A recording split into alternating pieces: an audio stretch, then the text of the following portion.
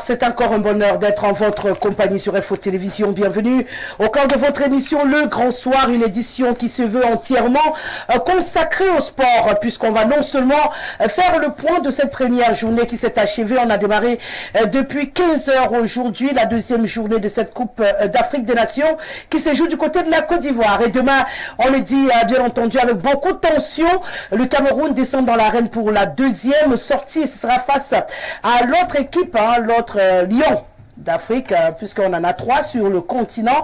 L'autre lion de l'Afrique noire, la lion de la Teranga, du Sénégal, et une rencontre très attendue par les deux équipes qui suscite beaucoup d'émotions et beaucoup de tensions. On va essayer de décrypter et d'analyser les chances des lions indomptables du Cameroun dans cette confrontation, mais avant, je l'ai dit, on va faire le point de ce qui se passe de ce côté-là depuis le début de la compétition. Voilà dans la vitrine de cette émission. Je vous invite à vous installer confortablement le temps d'une respiration. On dit bonsoir au panel qui s'installe. Vous l'avez, mais je prends toujours beaucoup de plaisir à le réitérer, le 6 99 13 50 75 par SMS ou par WhatsApp. Vous pouvez vous connecter à nous et n'hésitez pas à le faire tout au long de cette émission et nous, bien entendu, du mieux que nous pourrons, nous rendrons solennel vos réactions. Je le rappelle également, le code d'accès via WhatsApp, c'est notre plateforme Facebook Info TV Cameroun, j'allais dire via Facebook. Vous pouvez vous connecter via cette plateforme et apporter également votre contribution à cette émission. C'est le même canal pour vous tous qui vous retrouvez hors de nos frontières. N'hésitez surtout pas à contribuer, bien entendu, tout au long de cette émission. Une fois que je l'ai dit, je commence par... c'est la première fois sur le plateau du Grand Soir Yannick Kefa qu'on échange dans le cadre de cette émission et c'est un bonheur de vous accueillir. Vous êtes journaliste. Bienvenue. Merci. Rosalie, oui, la première avec toi. Ouais, je vais me permettre peut-être de te tutoyer. Non, dans ce métier, on insiste dessus. Puisqu'on parle sport, oui. On va facilement donc se retrouver dans ce registre-là. Oui, avec toi pour la première fois, je rappelle quand même que j'y étais déjà passé, je crois 2 fois déjà, par le passé, bien entendu. Mais la maison, je la connais très bien. Écoutez, j'ai plein d'amis ici, notamment mon petit Joseph Patrick Bala, qui te adresse d'ailleurs un bonsoir, c'est le monsieur sport de la maison. Donc, je me retrouve un tout petit peu comme chez moi. Et je suis sûre qu'on passera de très bons moments ensemble. Évidemment, lui aussi, ça fait un petit moment on n'a pas été ensemble sur ce plateau. Je le retrouve avec beaucoup de bonheur ce soir. C'est vrai, non, c'est vu à Nof. On a pu se dire bonne année. Alors lui, par contre, même à Nof, j'ai pas eu le bonheur de le voir, Julio Axel Diop. Bien sûr, je le retrouve avec beaucoup de plaisir ce soir sous sa casquette de journaliste. Bienvenue, Julio. Bonne année 2024. Bonne année, Rosalie. Bonne année. C'est vrai que c'est la première fois qu'on se voit depuis pratiquement le 1er janvier 2024. Et donc, j'ai également le plaisir de vous retrouver. C'est un plaisir de retrouver vos millions d'utilisateurs et bien entendu, c'est toujours un plaisir de revenir à Info TV. Voilà, installez-vous confortablement. Et le reste, je vais te dire à 9. Allez, Hubert Volo est avec nous ce soir. Il y en a qui ne te connaissent pas sous la casquette d'analyste sportif. Je crois que cette période, la CAN va faire découvrir d'autres casquettes des hommes qui sont l'habitude de recevoir, puisqu'ils savent que vous êtes un acteur très influent de citoyens actifs du Cameroun. Qu'ils sachent également que vous êtes un acteur du milieu sportif également au Cameroun. Bienvenue, Hubert. Bonsoir Rosalie, bonsoir aux co-discutants, que j'ai le plaisir et l'honneur de le retrouver pour la première fois en 2024. Éloignement pour éloignement, j'ai envie de dire que la dernière fois on s'est vu c'était en 2023. Évidemment. Si on était dans la logique des dates, on dira que ça fait un an, mais en réalité c'était la dernière semaine de l'an de grâce 2023, donc c'est un honneur pour moi d'être là. Aujourd'hui, question de sport, je suis depuis quelques temps, oui, analyste sportif également. Dans d'autres médias, j'interviens, donc merci pour l'honneur que tu me fais. On parlait de tutoiement parce que nous sommes dans le sport. Merci donc pour l'honneur que tu me fais. C'est un milieu qui accepte la proximité, voilà, une très grande proximité d'ailleurs. Voilà, vous savez que le sport et le football sont classés, notamment le football sont classés dans l'ordre des sports de contact. Dans la proximité va nous imposer à utiliser le tu, non pas pour dire que nous serons impoli, mais c'est pour justement utiliser ce fair play-là qui caractérise ce jeu très particulier. Merci de m'avoir invité et je suis heureux d'être là ce soir. Voilà, bien sûr, le quatrième invité avec nous ce soir, c'est le coach Casimir Mangué qui est avec nous, entraîneur et bien sûr Selcom de la CIF. Je l'ai dit dernièrement, il faut que les dividendes arrivent jusqu'à moi. Hein. C'est un bonheur de vous retrouver ce soir, coach. Bienvenue. Mais écoutez, la princesse, je suis heureux de l'invitation. Permettez-moi d'adresser. Permettez-moi avant de vous dire, vous êtes très élégant, coach. Ah, je suis ravi. J'ai ressenti mon corps quand vous êtes entré. J'ai dit, oh, ah mon Dieu. Qu'est-ce qui se passe? J'ai pas envie de faire arracher les yeux à Yannick. Donc, de toute façon, en espérant que le coach sera moins prolixe aussi hein, ce soir. Bon, ah bon, pourquoi? Qu'est-ce qui vous fait peur? On se comprend. C'est un modérateur, il faut le comprendre. Il a l'habitude de modérer. Ça commence bien. Ben, je m'en voudrais de ne pas souhaiter un bel après-midi à votre riche panel et à vos téléspectateurs. Je suis toujours ravi de partager le plateau avec vous, madame. Voilà, moi également. Je peux demander pourquoi on est sombre sur les yeux ce soir? Parce qu'on m'a dit que Yannick serait sur le plateau. Bon, de toute façon, si les téléspectateurs... vous êtes en train de bloquer les balles de Yannick alors? Alors, si les téléspectateurs le réclament, je vais les enlever, mais s'ils estiment que... Alors, je les connais, hein, ils vont dire à un moment donné, on ne voit pas les yeux du coach. On s'en prendra, Rosalie, parce que c'est à elle de me dire si je... Bon, coach, nous on aime voir tes yeux. Quand tu analyses, on aime bien te regarder dans les yeux. Ça marche. Ça va aller? Ça marche. Voilà, encore plus mignon que tout à l'heure. Alors, une fois que je l'ai dit, je rappelle que la rencontre que nous suivions tout à l'heure, je crois qu'elle est terminée, Ismaël, sous le même score, 4-2 en faveur de la Guinée équatoriale. Je l'ai dit à l'entame de cette émission, on a entamé la deuxième journée aujourd'hui, avant de remonter le temps. 4-2. Il faut reconnaître que c'est l'un des scores les plus élevés, non j'allais dire, la rencontre la plus prolifique de cette compétition depuis le début, coach. 4-2, 6 buts, on n'était pas arrivé à 6 buts, on a eu 2-2, 4 entre l'Égypte et le Mozambique. Je pense qu'on était à 4, là on a élevé le niveau, on en est à 6. Oui, je crois qu'il y a eu deux équipes, une avec une organisation offensive extraordinaire, une avec une organisation défensive périlleuse.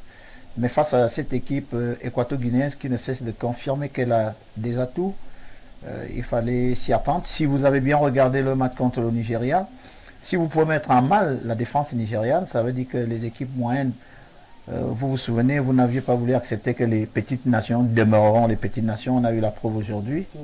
Je crois que cette équipe équato-guinéenne démontre depuis plusieurs années qu'elle a une progression qui mérite beaucoup de respect. Elle l'a fait prévaloir aujourd'hui.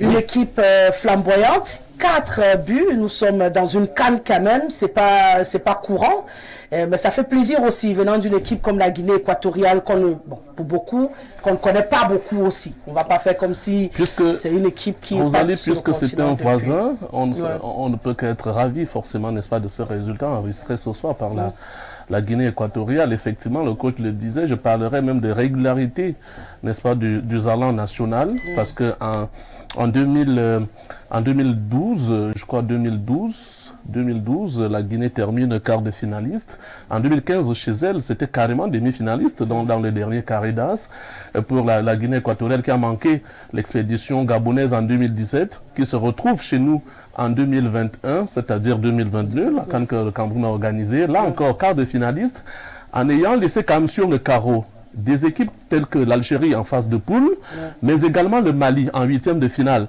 C'est d'ailleurs le champion en titre, le Sénégal, qui l'a stoppé en quart de finale. Donc, il faut apprécier cette régularité de la Guinée équatoriale en Coupe d'Afrique des Nations. Grâce notamment quand même à des garçons qui pour la plupart ont 3 à 4 participations. On a encore vu Emiliano Nsoé qui a scoré par 2 fois aujourd'hui. Triplé. Voilà. Ouais, c'est lui le du 4e. J'étais déjà il détient le titre du joueur le plus âgé qui est marqué, qui a fait un triplé. Un triplé. en phase finale de CAN. Voilà, donc j'ai vu un premier record battu dans la compétition. Oui, j'ai vu, n'est-ce pas, ces deux premiers buts. L'autre, forcément, j'étais déjà en route. Donc vous comprenez que c'est une équipe, n'est-ce pas, tout à côté de Emiliano Soué, vous avez également un garçon comme comment il s'appelle, Edou, hein, Edou. Le numéro 6 de cette formation, c'est vrai peut-être qu'il n'aura pas été tout feu tout flamme tel qu'on le connaît au cours de cette rencontre de cet après-midi, mais il faut dire quand même que c'est un staff, c'est un effectif pour le coach équato-guinéen qu'il bénéficie le fait de garder un effectif pendant 1, 2, 3, voire 3 participations, c'est un plus forcément pour l'encadrement technique. Et un effectif un peu plus stable, donc oui, du stable. coup, au niveau de les la réflexes, il se retrouve facilement. Oui. Il se retrouve facilement. On a vu les largesses que l'adversaire, d'ailleurs, leur accordait au niveau de l'entrejeu, parce que c'est là où la différence forcément s'est faite, notamment à l'entame de la seconde période où vous avez en moins de 10 minutes les deux buts, dont vous comprenez que c'est une équipe. Ils ont des repères, ils se retrouvent assez facilement au niveau du dispositif sur le terrain. Et du coup, c'est plus facile. Donc, le score de 4-2 aujourd'hui, je dis, ça ne peut que refléter cette régularité de la Guinée équatoriale, du moins pour moi. Particulièrement, je n'étais pas surpris. D'ailleurs, je les envoyais favoris avant le coup d'envoi de cette rencontre-là, au regard de ce que j'ai pu observer dimanche dernier. Oui, effectivement, parce qu'il faut bien le dire, ils ont fait un but partout, mais c'est quand même la Guinée qui inscrit en premier face au Nigeria. Il a fallu que le Niger, très rapidement, n'est-ce pas, puisse revenir au score. Donc, il faudra compter avec la Guinée équatoriale. Oui, et suivre à nouveau, n'est-ce pas, cette équipe. C'est 4 points désormais. Le prochain adversaire, la 3e journée, c'est la Côte d'Ivoire, le pays hôte. Mais avec le nombre de buts inscrits, parce que ça va compter. Vous le savez, il y a 12 équipes qui vont se qualifier directement. Et on va choisir 4 meilleurs 3e. Donc, ça sera. En tout cas, ils sont bien partis pour la compétition. Ils sont bien partis. Julio, tu confirmes, la Guinée équatoriale a un sacré élément déjà qui a un tout petit peu un pied, on va le dire ainsi, dans la suite de la compétition. Alors belle progression depuis pratiquement 4 ans. Belle constance, on ne peut pas le nier. De belles analyses faites sur ce plateau. La Guinée équatoriale est une équipe qui désormais s'affirme en Afrique comme une équipe favorite en phase finale de CAN. D'ailleurs, cette pression en valait la peine stoppée à la Coupe d'Afrique des Nations qui s'est jouée au Cameroun par le champion, le Sénégal. Et donc la Guinée équatoriale, effectivement, est très bien lancée pour sa qualification au second tour. Avec ce score, d'ailleurs, qui comptera beaucoup pour le goal d'avirage. Et je vous dis tout de suite que la Côte d'Ivoire, attention, je finis par croire que c'est finalement la Guinée équatoriale qui est la meilleure équipe de cette poule A. Si l'on regarde bien. Non, on attend encore de regarder le match de ce soir. On voir le match de ce soir. Quand on parle des contenus que proposent les équipes. Depuis le début, on peut se dire pour l'instant, c'est l'une des équipes qui propose un football qui est, j'allais dire, admiratif. Encore qu'elle le précise très bien. Même leur style de jeu n'est pas très la Guinée équatoriale qui est en tête pour l'instant, il faut le dire, sur le goal d'avirage et son nombre de points. Et donc, comme la Côte d'Ivoire devra certainement jouer son match, je veux dire, c'est sa première place en dernière journée, et qu'elle va jouer la Guinée équatoriale, c'est un match qui s'annonce intense dès maintenant.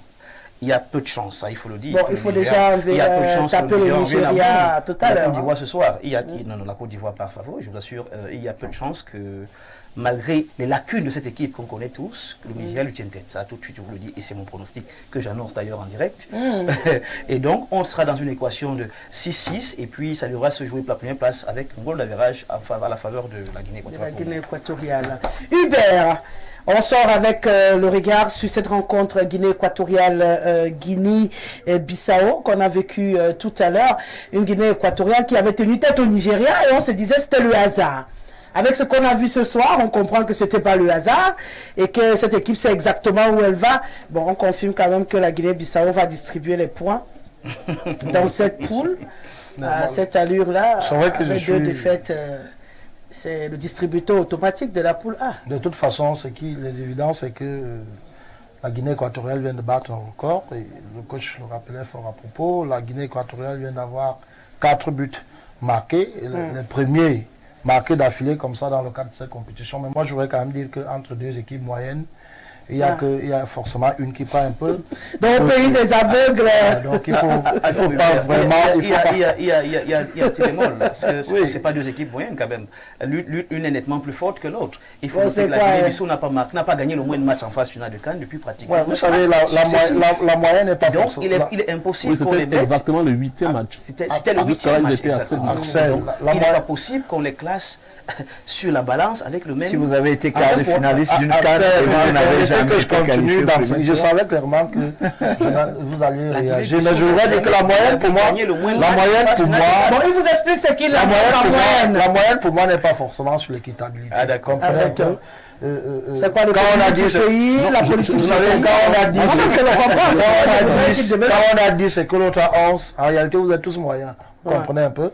Maintenant, il y a forcément ces éléments que vous avez évoqués qui ont permis à ce qu'entre deux moyens, que l'histoire, le passé de l'autre, parce que de toute façon, vous ne pouvez pas évoquer ce que vous avez évoqué pour le compte de la Guinée équatoriale, mettre également de tels espoirs pour le compte de la Guinée-Bissau. Et puis, il y a quand même un match nul qui permet à ce que, quand on joue le deuxième match, qu'on soit sur le point d'aller chercher la qualif. Vous comprenez un peu? Ça, c'est un deuxième élément. Mais moi, j'ai vu aussi ce match qui opposait le Nigeria à la Guinée équatoriale. Oui, ils ont marqué le premier. Mais, véritablement, moi, j'ai vu une Guinée équatoriale qui avait envie, mais qui était dominée. Vous comprenez un peu? Logique, d'ailleurs. Voilà. Non, logique. C'était un match. J'ai vu une équipe de Nigeria qui a tout simplement pêché devant les buts. C'est-à-dire qu'une équipe qui se crée, qui a pu créer les occasions, qui s'est retrouvée dans le dernier carré, dans les 5m50, et qui n'a pas pu marquer le but. Maintenant, j'ai écouté le coach indiquer que la Guinée équatoriale est la meilleure équipe de cette poule. Est-ce qu'on est en train de nous dire parce qu'il vient de sortir d'un match? Non, écoutez, il y a un match qui va se jouer. Non, je crois qu'on passe sur le principe de l'analyse jusqu'à présent, puisqu'on a dit, on analyse jusqu'à présent. On n'est pas dans ce qui va arriver demain, c'est jusqu'ici. Non, moi je suis dans la poule. Jusqu'ici, oui, je suis d'accord. Parce que j'ai parlé des contenus proposés par les 4 équipes en première journée. Voilà. Si on se limite à ces contenus, forcément vous allez... Et d'ailleurs, le résultat actuel, vous regardez le classement, donc, je ne sais pas comment on va pas être meilleur.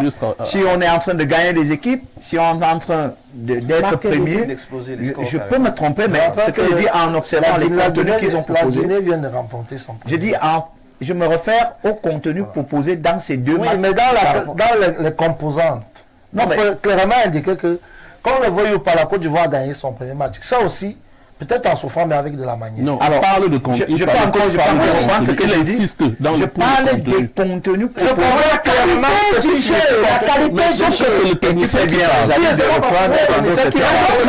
le technicien. Bon, là, je sens tout le monde. Vous avez dit quelque chose de cohérent tout à l'heure. Et d'ailleurs, lorsque vous avez le gardien de but équateur-guinéen qui sort meilleur joueur, ça veut dire que il a extrêmement été sollicité. Mais là, dans le match, permettez que je termine. Oui, pour corroborer vos propos dans ce que vous étiez en train de dire, même si vous n'êtes pas obligé d'être d'accord avec ce que je dis. Lorsque vous avez deux équipes qui jouent, il y a des équipes, et ça je n'ai jamais accepté qu'on dise qu'une équipe a bien joué et a perdu un match. On ne peut pas bien jouer et perdre un match. L'objectif c'est de gagner. Non, pas l'objectif. C'est que lorsque vous avez gagné, ça veut dire que vous avez bien joué. Parce qu'on ne peut pas perdre quand on a bien joué. Donc c'est un peu des expressions qu'il faut balayer du revers de la main pour la logique des choses. Maintenant, il y a ce qu'on appelle la réussite. Et c'est pour ça que je n'ai toujours pas été d'accord avec ceux qui parlent de la chance. Elle n'existe pas au football. La chance, c'est une histoire de hasard. Si vous venez jouer au football avec le hasard, vous êtes sûr que vous gagnerez. Mais si vous venez jouer au football avec la logique, vous ne le gagnerez le match que lorsque vous l'avez bien joué. Et quand vous regardez ce que proposent les équipes en première journée, quand vous regardez ce que la Côte d'Ivoire a proposé, vous regardez ce que le Nigeria a proposé, vous regardez ce que la Guinée équatoriale a proposé, vous êtes quand même tenté objectivement de dire qu'il y a une équipe qui a proposé quelque chose de bien. Et de ces 4 équipes, l'équipe qui a proposé, et ça se confirme avec leur victoire aujourd'hui.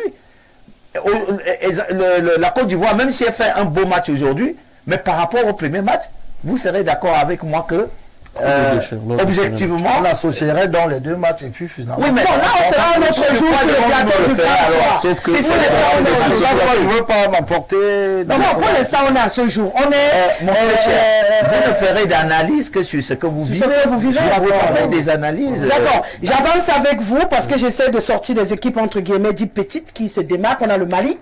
J'en tiens avec. Oui, peut-être. Non, c'est clair. C'est un restaurant petit. On prend le cas du Mali qui a fessé l'Afrique du Sud 2-0. Moi, je m'attendais peut-être qu'on prenne un autre pays parce que le Mali ne saurait être cité comme un petit pays. Du tout. Non. Justement, respirons. Je prends le Mali parce que beaucoup de personnes ne savent pas justement ce que vous allez dire sur le Mali aujourd'hui. Mais pour le commun des mortels qui regardent le football de façon profane devant l'écran, ils savent que quand on parle de CAG, le carré final en Afrique, toujours on va mettre le Nigeria, l'Égypte, le Cameroun, le Ghana, le Sénégal. Mais on ne mettra pas facilement le Mali. Donc ils doivent comprendre peut-être dans notre discussion ce soir pourquoi le Mali doit changer de camp. De statut.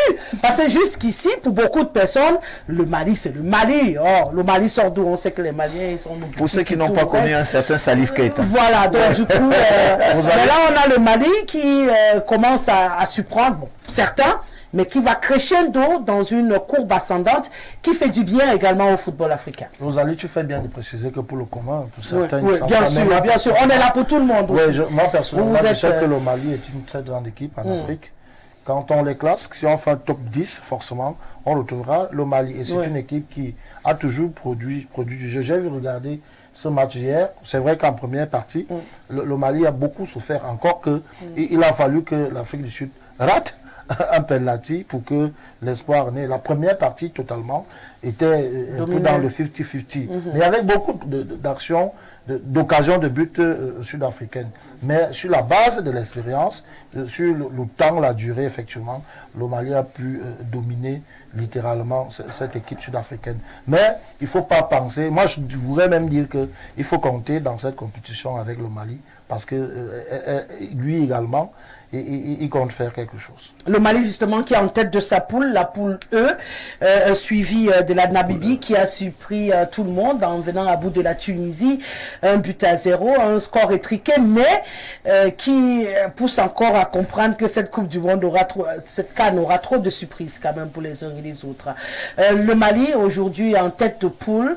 Le Mali qui, comme le disait tout à l'heure Yannick Efa, pour le cas de la Guinée équatoriale, joue un football de cohésion. On ressent quand même des joueurs qui se connaissent d'une certaine manière et qui évoluent ensemble depuis un petit moment. Je crois que s'il y a l'une des nations qu'on classerait dans le panel des révélations, c'est le Mali. Ce n'est pas une nation historique de football sur le plan continental.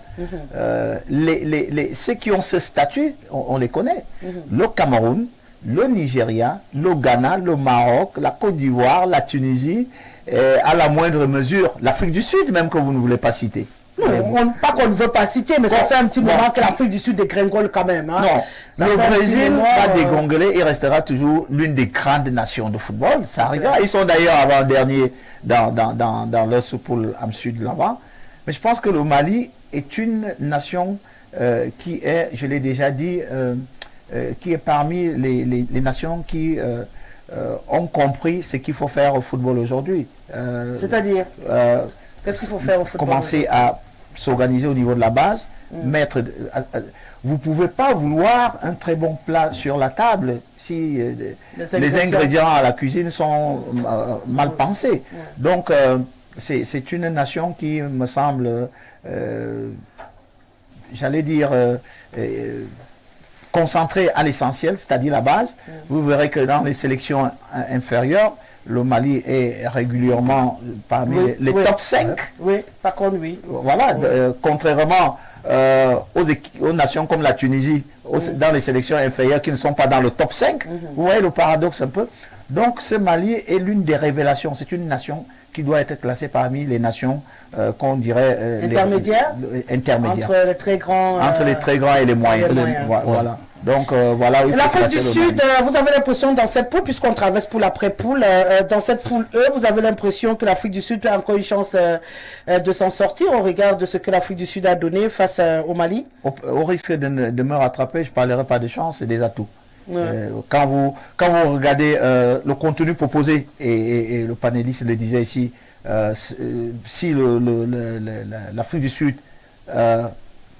concrétise ce 11 mètres, c'est un autre match. Mais c'est clair pour ceux qui savent ce que veut dire le football. Lorsque vous avez une opportunité de faire mal à l'adversaire, vous ne l'exploitez pas, ça se paye cash, et c'est l'expression qu'on utilise. Cette équipe sud-africaine aurait fait la différence, que ça aurait surpris personne, parce qu'elle avait la même mise dans la rencontre, elle a manqué de réussite.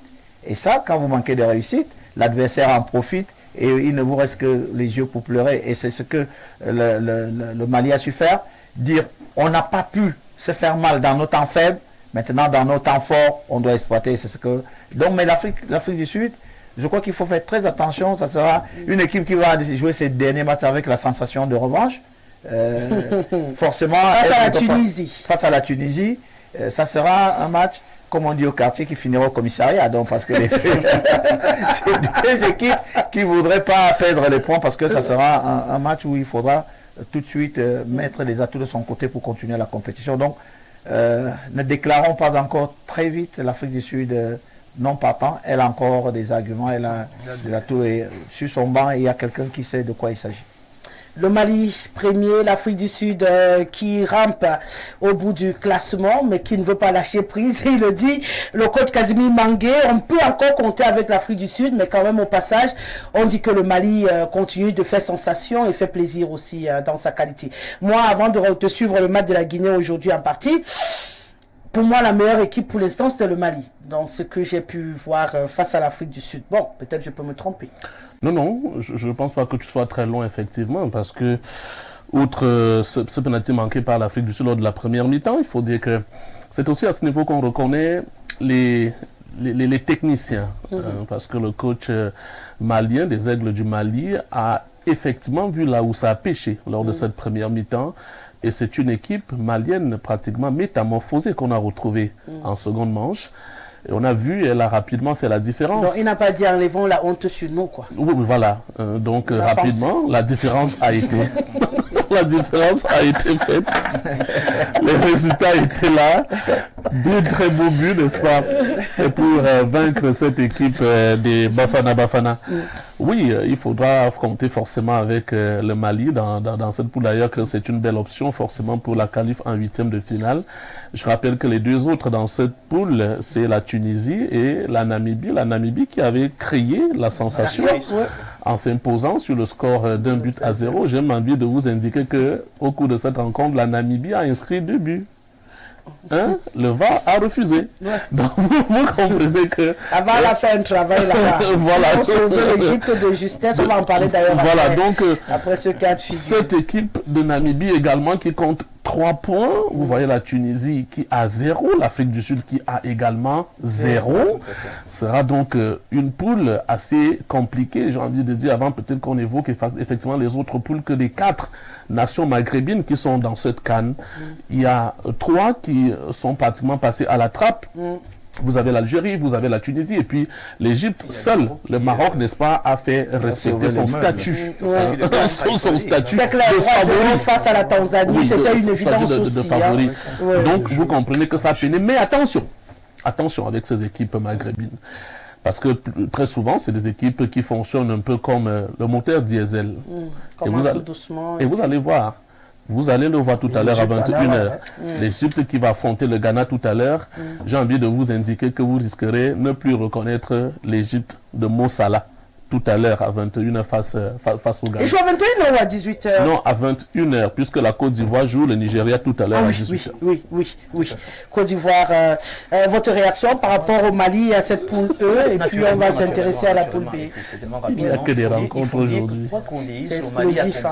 le Mali a compris comment ça fonctionne, toujours présent d'ailleurs dans les compétitions inférieures, dans le top 5. Et donc le Mali, dans Afrique, une logique ils ont d'ailleurs dynamique de la meilleure reconstruction du football organisation en local, ce moment. qui est d'ailleurs une très bonne politique. Le Mali, c'est vrai, lui il a mentionné Salif Keïta, nous on l'a connu plus avec les Seydou Keïta, mais ce Mali-là qui reste un petit peu dans nos têtes, avec les canons, n'a pas été au rendez-vous des grandes équipes africaines ces dernières années. Et donc on est surpris de voir cette belle prestation, qui d'ailleurs on salue. Il manque difficilement la CAN, le Mali. Ah oui, oui, mais il parle au second carré et tout ça. Ouais. On n'a pas vu ce Mali du temps de Seydou Keïta et autres. Mais, comme quelqu'un le disait sur ce plateau, la poule est assez ouverte, avec une Namibie qui a créé la sensation, la surprise, en battant la Tunisie, qui s'est quand même offert 3 points, avec ce Mali qui se démarque. Et donc, tout logiquement, dans cette poule, tout reste possible. Tout reste possible. Je suis avec vous, on va avec la poule B. Bien entendu, on retrouve le Cap-Vert. Là, je retire le Cap-Vert dans cette poule. Les Requins qui apparemment ont des dents très très longues dans cette compétition. On se rappelle qu'ils nous ont quand même humiliés ici. Donc tout est possible. Le Cap-Vert qui est en train de se confirmer, un peu comme le Mali peut-être, pour devenir également une révélation dans ces grandes compétitions en Afrique. Alors, il faut le dire. Mais alors, avec humilité, le Cap-Vert fait partie de ces équipes-là qui restent constantes. Le Cap-Vert a un jeu et un système constant. Et, généralement, ces victoires ne surprennent personne. Il faut bien nous noter. Un Cap-Vert qui a pratiquement assez souvent... C'est quand ils nous ont humiliés que moi j'ai appris à suivre le Cap-Vert. Avant cette humiliation. Pas une très grande équipe, mais assez constante dans ces surprises-là. Je ne parle pas de constance absolue dans le jeu qui propose une qualité exceptionnelle. Je parle de constance dans les surprises. Et donc, moi, aujourd'hui, quand j'ai affaire au Cap-Vert, je m'attends toujours à ce qu'il fasse quelque chose d'extrêmement surprenant. Et moi, je n'ai pas été vraiment surpris. Hein. Le Cap-Vert fait du Cap-Vert. Le Cap-Vert fait du Cap-Vert, Yannick Efa. Votre avis, les Requins ont quelque chose à proposer dans cette compétition? Ce que je retiens forcément de leur première sortie lors de la première journée, c'est cette victoire effectivement face au Ghana, quadruple champion d'Afrique. Il faut dire que c'était leur première victoire avec un champion, donc devant un champion d'Afrique jusqu'ici, en phase finale de CAN. Le Cap-Vert, je crois, avait déjà enregistré 2 victoires, mais celle-là, elle était plus belle parce que là, c'était forcément face à une nation qui a 4 étoiles. Voyez-vous, donc venir à bout quand même du Ghana en phase de poule, surtout en premier match, on voyait mal comment est-ce que le Cap-Vert pouvait bien se tirer d'affaire, mais ça a été le cas. Je rappelle que des 3 ou 4 surprises que nous avons lors de cette première journée, c'en est effectivement une, cette victoire des Requins bleus sur le Ghana. Donc, oui, régulier, on va dire, lors de ces 2-3 dernières éditions, pour ce qui est du Cap-Vert, ça reste, bien sûr, comme on le disait aussi tantôt, une équipe qui est dans le second, voire le 3e tableau. On ne va pas enlever cela. Mais toujours, c'est pour ça qu'il faut toujours faire attention avec ce genre d'équipe. Ne pas afficher une certaine supériorité. Une suffisance complexe de supériorité. Merci coach. Il faut éviter justement d'afficher le complexe de supériorité. Et j'ai bien peur que ce fût le cas avec le Ghana. C'est-à-dire en face on se dit qui on a, le Cap-Vert. Mais attention au foot aujourd'hui, on voit il y a effectivement ce nivellement de valeur. C'est la Namibie qui peut battre facilement la Tunisie, c'est le Nigeria qui peut être accroché par la Guinée équatoriale, et c'est donc ce Ghana également qui peut se faire battre par le Cap-Vert. Voilà pourquoi au foot aujourd'hui on demande d'être concentré de la première à la dernière minute, au risque donc de se faire surprendre, comme la plupart de toutes ces équipes qui ont été surprises lors de la première journée. Voilà pourquoi la deuxième journée, effectivement, elle sera intéressante. Elle a commencé à l'être avec le match de la Guinée dont on a commenté tout à l'heure. Mais écoutez, nous ne sommes qu'au début parce que là, je pense que la CAN a véritablement commencé. Avec cette deuxième journée, n'est-ce pas? Pour le Cap-Vert, ce qu'il veut dire, il y a d'abord que tout en analysant également toute la poule, Ghana, Cap-Vert, Égypte, Mozambique. Les contre-performances des cadres de la CAN ont attiré l'attention au Maroc. Quand le Maroc a constaté que la Tanzanie n'est pas comme faire ça, ses collègues ont été griffés, ça a attiré l'attention. Justement, comme disait Yannick, il faut éviter en toutes circonstances d'avoir un complexe, que ce soit de supériorité ou d'infériorité. Et je pense que il faut remercier les Lions indomptables qui ont permis au Cap-Vert d'y croire.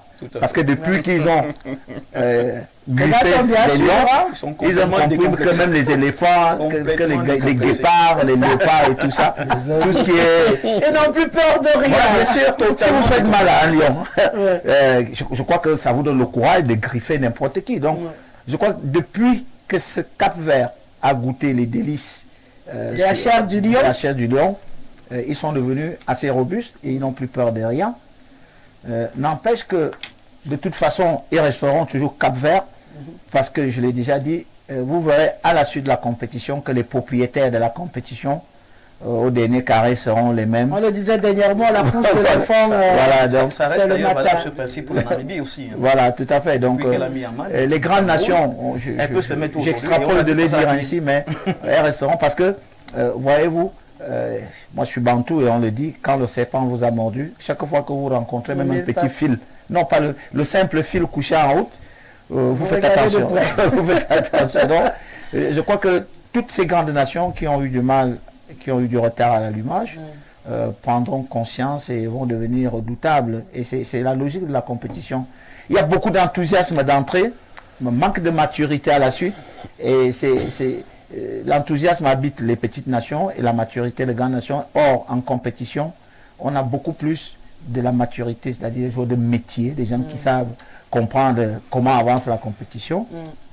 On n'aurait pas pu imaginer que l'Arabie Saoudite, après avoir arrêté l'Argentine, allait s'arrêter là où elle a arrêté l'Argentine. Et l'Argentine est allée s'occuper de ce qui est sa propriété.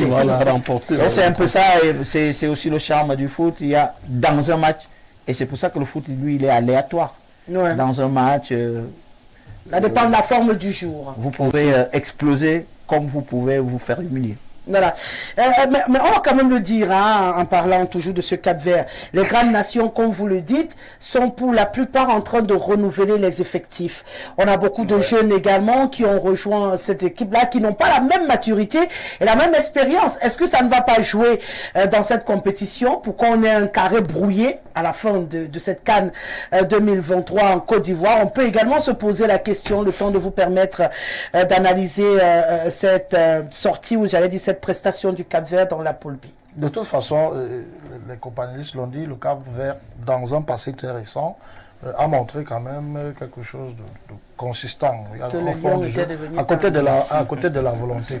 Et quand vous voyez cette équipe jouer, vous y trouvez justement une construction, une équipe, au sens propre du terme. Les gars jouent ensemble. Ça joue en équipe. Voilà, il y a des dépassements. Voilà, il y a des dépassements de fonction. Il y a des gars, ils en veulent. Mais dans ce que le coach disait, je vais quand même mettre un peu de bémol. Les grandes équipes, forcément, on ne les aura pas dans le carré d'as, peut-être à 75%. Et j'en prends pour preuve la dernière compétition qui a eu lieu au Cameroun. Vous rappelez-vous que des demi-finales, c'est le Burkina Faso que personne n'attendait. Le Burkina qui a d'ailleurs battu la Mauritanie. Voilà, le Burkina Faso s'est retrouvé dans le dernier carré. Mais là, le coach a effectivement raison, c'est que après tout ça, il y a toujours ce manque de vécu qui vient les rattraper. Comme les Camerounais disent, il y a les mêmes qui se retrouvent finalement. Parce que le Burkina Faso qui réalise l'espoir, il n'est pas, c'était pas son premier. Vous rappelez qu'il a d'ailleurs perdu une finale, si je ne m'abuse. Toujours arrivé au dernier moment, mais si on est dans l'histoire, au Cameroun, effectivement, ce manque de vécu, ce manque d'histoire, pour une équipe qui mène 3-0, qui est rattrapée au score et qui finit par se faire battre pendant qu'il y a au moins une enveloppe d'1,5 milliard avec une médaille de bronze, c'est quand même curieux et ça fait cas d'école. Mais tout au moins, ils ont traversé toutes ces étapes. Revenons au niveau de la poule, c'est global, hein, et c'est la particularité que cette CAN a, et la première journée en montre suffisamment. Il y a des équipes qui ne nous surprennent pas, moi personnellement. Vous savez que d'une manière ou d'une autre, même si le Cap-Vert advenait à perdre le match, tout au moins, il va y avoir quelque chose à se mettre sous la dent. Or, là, ils ont dépassé la production du jeu pour aller chercher la victoire. Et il faut comprendre clairement que c'est quelque chose qui peut être constitué comme étant un élément booster. Ils vont jouer le deuxième match pour le gagner dans l'optique de se qualifier. Donc c'est vrai que face au Mozambique... Mais il y a un élément, il y a un indicateur. Lorsque une équipe moyenne domine un match dans le dernier quart d'heure, ça veut dire qu'elle a ce qu'il faut pour une compétition. Ouais. C'est l'état d'esprit, le mental. Tout à fait. Parce qu'à ce moment, une autre équipe jeune se serait recoquillée dans ses bases pour dire bon, le nul face à un gros, on négocie. On négocie. Donc, on a réalisé l'espoir. Lorsque vous avez une équipe de cette envergure qui se projette vers l'avant face à une équipe de grand calibre, ça veut dire qu'elle a un élément qui est souvent très indispensable pour les compétitions. Donc moi, je la redoute. Elle sera non seulement la révélation, mais elle sera la surprise. Parce qu'elle risque de remplacer le Burkina Faso. Parce que dans ce carré dont vous faites, il y a toujours que 1% arrive. Ouais. Mais la majorité, que j'ai parlé de voilà. Donc les grands vont toujours arriver avec accompagnés ou assistés d'une surprise. Ouais. Pas un bébé. Bon, ces quatre, moi, ils m'intéressaient. Vous en avez une autre équipe. Mais j'avais quelque chose que je m'en voudrais ne pas dire, c'est que pour cette première journée, le constat qu'on fait, c'est qu'il n'y a pas eu de match vierge. Oui.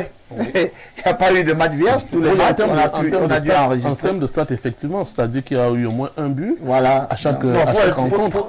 Parce qu'il faut bien le dire qu'il y a 12 matchs qui se sont joués pour le compte de la première journée. Avec un but on a un total de 27 buts, soit une moyenne de 2,25 buts par match. Voilà. C'est-à-dire on est pratiquement le double de ce qu'on a vécu au Cameroun en 2021. C'est-à-dire on était à 12 buts, doit soit un but marqué par match. Cette fois-ci, il faut dire que c'est une phase quand même assez prolifique. Effectivement, comme le coach disait, il n'y a pas eu de score de 0-0. Il n'y a pas eu de nul vierge. Donc au moins un but à chaque rencontre, ça score. Et si ça continue tel que nous venons de le vivre avec le match, avec le duel de Guinée, avec le duel de Guinée, je termine pour dire que ce constat indique que c'est une canne ouverte. Il n'y a pas des gens, comme on dit trivialement au quartier, qui sont venus avec les bus de Buka Voyage de Général sans publicité. Pour porter les buts. Non. Pour poser, bloquer la route, pour bloquer la route. Non, c'est ouvert, toutes les équipes. Tout peut se produire. Oui. Tout le monde et ça, il faut féliciter le football africain qui continue à se développer dans ce sens-là, parce que pour qu'il prenne véritablement son caractère événementiel, il faut qu'il y ait des buts. Et pour qu'il y ait des buts, il faut se projeter vers l'avant avec tous les risques que ça comporte. Et moi, j'ai été, quand nous faisions des analyses, parce que nous sommes dans une commission d'observation, je crois que j'ai souhaité que tous les staffs soient encouragés, parce que personne n'a fermé le jeu. Et ça a permis aux spectateurs, aux téléspectateurs de se sentir concernés par la fête, que de venir avec des équipes qui veulent absolument ne pas concéder de but, qui veulent tout fermer, un bloc défensif qui ne bouge pas. C'est le fameux bloc défensif qu'on appelle le bus. C'est-à-dire que tu prends le bus, tu l'installes. C'est une expression triviale. Tu dis, je ne joue plus, j'attends seulement pour envoyer toutes les attaques essentielles, qu'après on fait une contre-attaque, tout le monde remonte rapidement pour scorer. Au moins, il n'y a pas la beauté du foot. Il n'est pas interdit d'asseoir son bloc, mais on a vu toutes ces équipes qui ont fait le bloc bas ont d'abord porté le jeu vers l'avant. C'est lorsqu'il fallait sécuriser qu'elles se sont dit attention, le foot c'est quand même ça, il y a le bloc haut, il y a le bloc médian, il y a le bloc bas. Donc ce sont des options de chaque équipe en fonction du potentiel dont on dispose et de l'adversité à laquelle vous faites face. Autre remarque pour cette première journée. Effectivement, pour rester dans les surprises, et d'ailleurs pour aller dans le sens du coach, il faut dire que le Cameroun a là de mettre certaines équipes en confiance. On se surprenait de la victoire de la Namibie face à la Tunisie. Rappelons-nous que cette même Namibie a humilié le Cameroun il y a très peu de temps. Donc nous sommes devenus... c'est l'équipe du Cameroun il faut dire que cette équipe a cette capacité à décomplexifier les petites nations. Et c'est de là... Donc c'est votre mission maintenant dans le football. Leur envie de gagner ces petites équipes. Et il faut peut-être qu'on adopte chez nous qu'on prenne conscience. On commence à nous payer pour donner l'enfant. Les abonnés vont appeler ce que nous avons fait un match en force sans donner la moindre possibilité à l'adversaire. Malheureusement, nous ne l'avons pas reçu jusqu'ici et ça a pour effet de faire grandir les petites nations. Là où je peux, par contre, donner un carton jaune, là c'est au comité local d'organisation, le COCAN, de cette CAN 2023 en Côte d'Ivoire. C'est quitter un tout petit peu les terrains, c'est-à-dire monter d'un cran pour se retrouver dans les gradins qui sont vides. Ah oui, on parlait de billetterie, d'ailleurs j'en ai parlé mardi sur ce plateau. De beaux stades, j'avoue personnellement. Ah non, de pas beau stade du tout. De beaux stades. C'est son avis. Joli. On va souffrir d'abord qu'il donne son avis. De jolis stades, si vous voulez. De jolis stades, mais vides, voyez-vous. C'est-à-dire, si ces petits jolis stades étaient quand même remplis, parce qu'ils sont pas aussi assez grands. C'est ça qui est triste. Et c'est ça la curiosité, c'est-à-dire c'est pas aussi assez grand. Tout à fait. Celui qui, outre peut-être à part le stade Alassane Dramane Ouattara, où évoluait la Guinée tout à l'heure, qui est de 60 000 places. Le reste, d'ailleurs, en premier, on n'avait fait que moins de 40 000. Voilà, c'est-à-dire celui qui suit directement est de 40 000 places, et je crois que c'est le stade Oufet-Boigny. Et puis pour le reste, c'est de 20 000, voyez-vous. Et qu'on se retrouve, moi je vois un peu quand le Cameroun a joué, il y a une bonne partie de ce stade qui était vide. Pourtant, la Guinée, c'est-à-dire Conakry, n'est que voisine de la Côte d'Ivoire. Donc, retrouver un stade comme celui-là vide, j'ai encore vu les deux Guinées évoluer aujourd'hui dans un stade. Je dis là, c'était totalement vide. C'est triste. Totalement vide. Quelques petits poignées de supporters, que ce soit côté équato-guinéen ou encore bissau-guinéen. Et c'est peut-être pour le moment, c'est-à-dire que c'est là où la Côte d'Ivoire effectivement risque d'en prendre un coup. Peut-être que là aussi il faudra un tout petit peu l'expertise camerounaise, parce que vous le savez depuis le début, c'est ici qu'ils puisent. Donc il n'est pas honte qu'ils reviennent. C'est la belle famille. Oui, ils reviennent, qu'ils viennent s'inspirer, c'est-à-dire qu'ils viennent voir un tout petit peu comment ça se passe, comment on fait pour remplir les stades. Et toujours cette affaire de vente des billets dans le marché noir. Ça cause aussi un problème de ce côté. On ne peut pas quand même déclarer que les billets pour le compte d'une journée ont déjà expiré. Mais quand on retrouve quand même des gens qui, n'est-ce pas, pour les billets qui coûtent 5 000 francs, les bazardent à 30, 40 000, vous voyez, quel est l'étranger qui est en déplacement du côté de la Côte d'Ivoire qui va quand même se permettre ce luxe-là d'aller chercher un ticket à 40, 50 000 francs CFA. Donc vous comprenez qu'il faudrait bien que, c'est pour ça que je m'adresse directement au COCAN, parce que c'est à eux effectivement, ceux qui sont en charge de l'organisation de cette compétition, de mettre un accent particulier. Bon, aux dernières nouvelles, le COCAN et la CAF ont siégé, ils ont décidé de remettre les billets. On a créé 51 nouveaux points de vente pour les billets. Sur le terrain. Justement. Justement, on va essayer de voir ce que ça va Nous allons vérifier tout cela. Voilà. Pour le moment, puisque on est en train de faire le bilan de la première journée, il est évident effectivement que les stades ont répondu. Oui, ça c'est un des points noirs. C'est pour ça que j'ai dit, sauf pour le moment le carton jaune, je n'ai pas donné le rouge. Non, c'est un peu jaune, je suis d'accord avec toi. Même jusque-là, c'est que vous êtes un mauvais habit. Il fallait commencer par ce qu'on pense un rappel à l'ordre. Vous savez qu'il y a des actions qui ne méritent pas de rappel à l'ordre.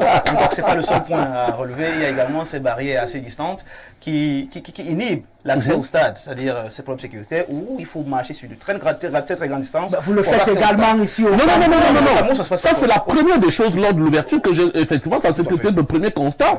C'est-à-dire que d'un reporter, je me suis demandé, mais pourquoi cette distance entre les gradins et l'aire de jeu? Il y a d'énormes distances. Qu'est-ce qui est recherché? C'est-à-dire même s'il faut une piste olympique, ça ne demande pas un tel décalage.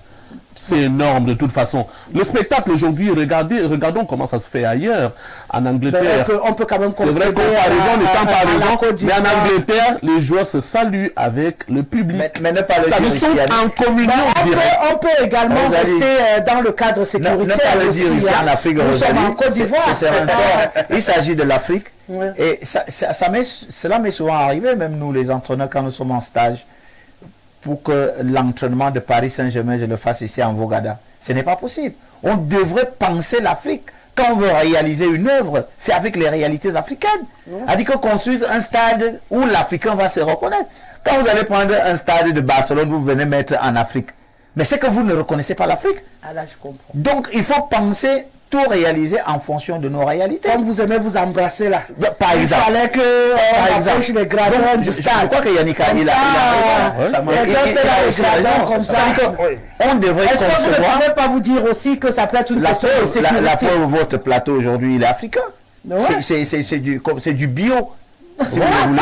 Donc on devrait penser à réaliser nos œuvres en fonction de nos réalités.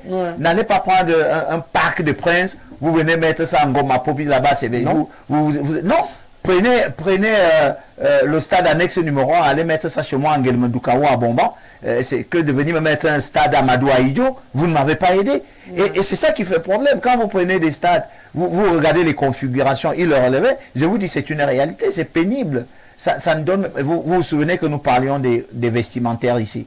Mais vous ne pouvez pas imaginer ce que ça fait de voir un chef d'État dans un tissu qui est presque en Vogada. Tout le monde va se reconnaître en lui.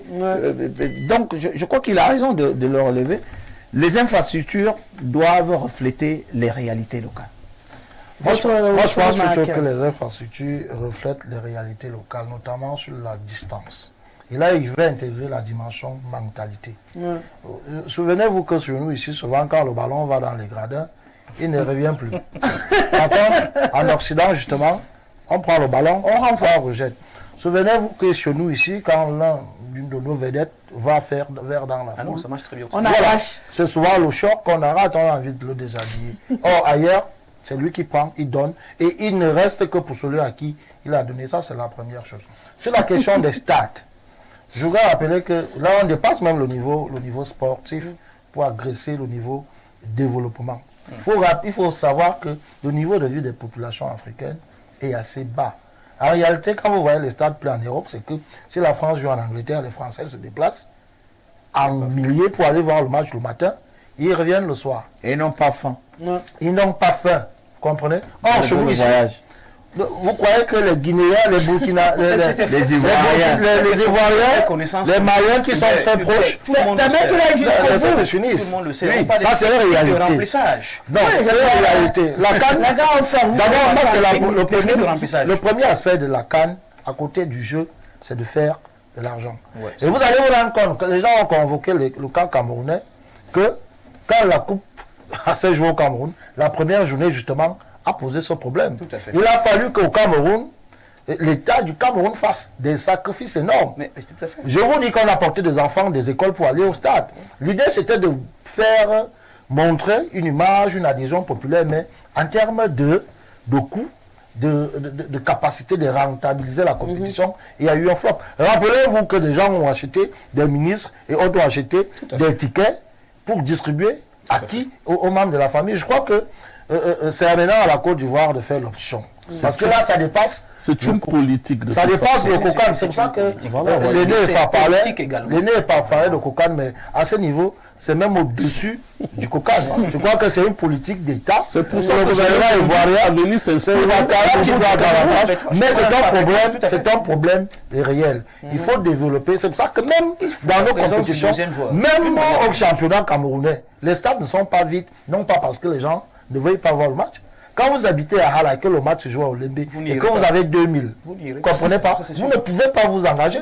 Parce qu'à l'intérieur, il y a le transport. À l'intérieur, il faut avoir un casse-coute. Et si tu reviens tard, le transport, lui, qui va de 300 à 500. Finalement, le lendemain, tu fais comment? Donc, il y a la question du niveau de vie.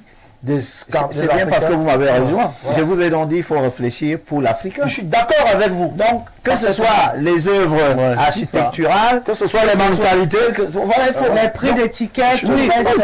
Et ça dit qu'il faut quand je vous ai parlé. Parce que moi, quand je suis en stage, je demande toujours, est-ce que l'entraînement de Paris Saint-Germain, comme apprend aujourd'hui, j'irai le faire à Ngoekele? Ce n'est pas possible. Je suis obligé de leur dire, écoutez, vous êtes là-bas, vous prenez les enfants de 6 ans, ils ont le yaourt, pendant qu'ils font l'entraînement, ils quittent, ils viennent chez papa et prennent le yaourt. Le mien, vous ne savez même pas le nombre de kilomètres qu'il fait avant d'arriver. Il a même peut-être fui la maison. Il a même fui la maison. Tout ça, il faut réfléchir. Oui, je ne peux pas aller prendre une copieuse Barcelone. Et c'est pour ça que moi j'étais d'accord, c'est que c'est oui, il a raison, c'est au-dessus du cocan, c'est l'État en amont qui a certainement ignoré que il y a un frère ivoirien qui n'a que ses 1000 francs. Dans ces 1000 francs, il doit payer le taxi, il doit aller voir combien ça coûte le stade, il doit encore rentrer, est-ce qu'il aura encore ça? Qu'est-ce qu'on fait donc pour que l'Ivoirien entre au stade? On revise tout pour que... Parce qu'en réalité, en dehors de l'aspect financier... Une compétition 112e joueur, ça vaut pas la peine. L'aspect social est plus important que la preuve.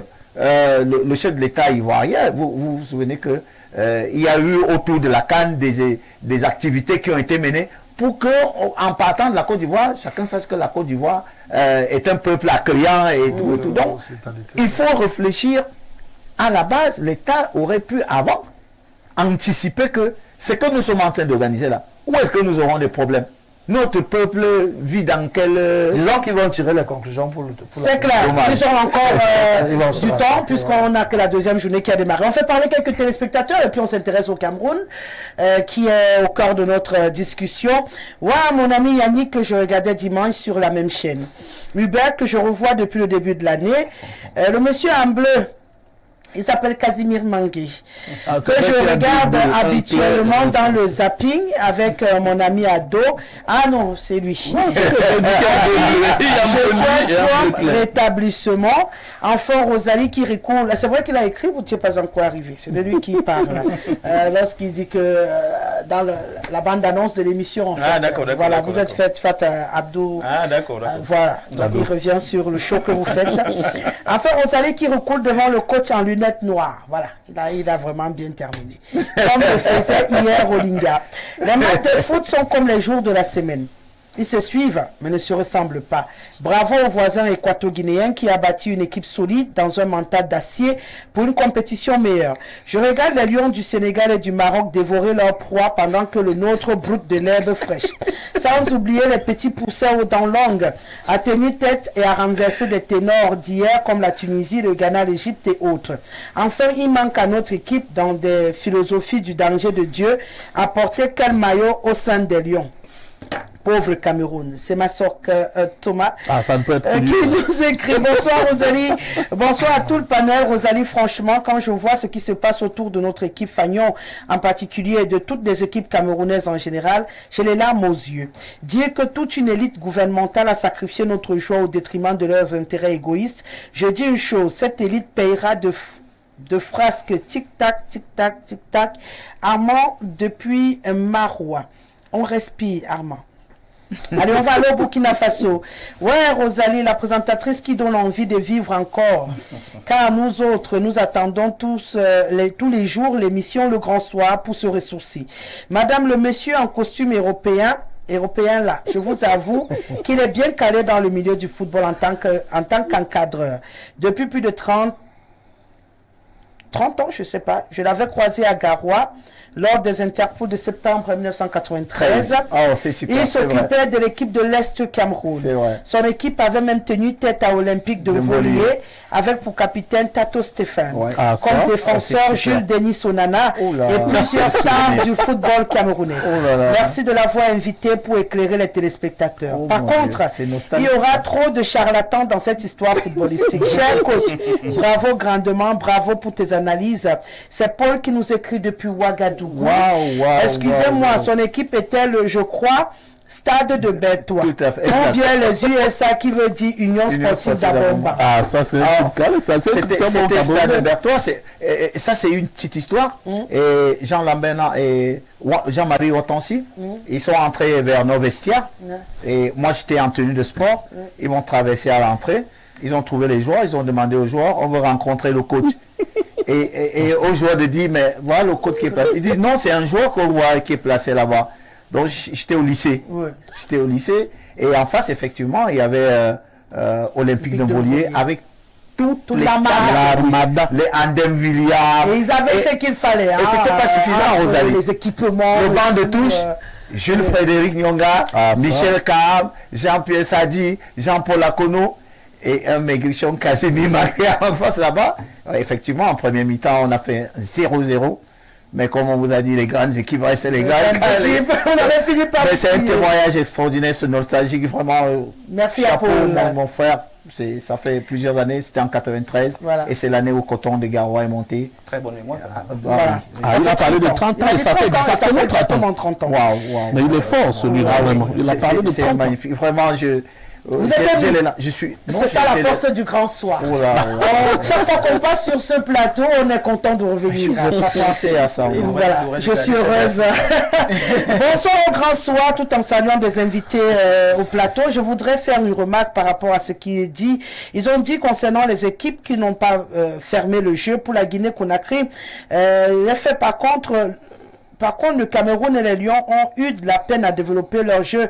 Que Dieu bénisse le Cameroun. On n'a pas parlé de développer. On a dit fermer en face. Ça veut dire refuser d'aller jouer avec les autres. Le Cameroun a essayé. Ça, c'est mal dépassé. De toute façon, on va parler du Cameroun.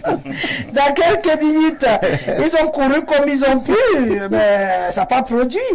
Bonsoir à tous. Moi, je pense personnellement que le Cameroun va remporter cette compétition. Ma plus grande crainte était la défaite face à la Guinée. Le Cameroun reste le Cameroun. Edouard, depuis bonsoir la rose nationale. Quand les autres jouent au foot, nous au continent, on s'améliore en proverbe. Citation ou encore des théories. On dirait que les joueurs sont allés faire un concours du plus barbu là-bas.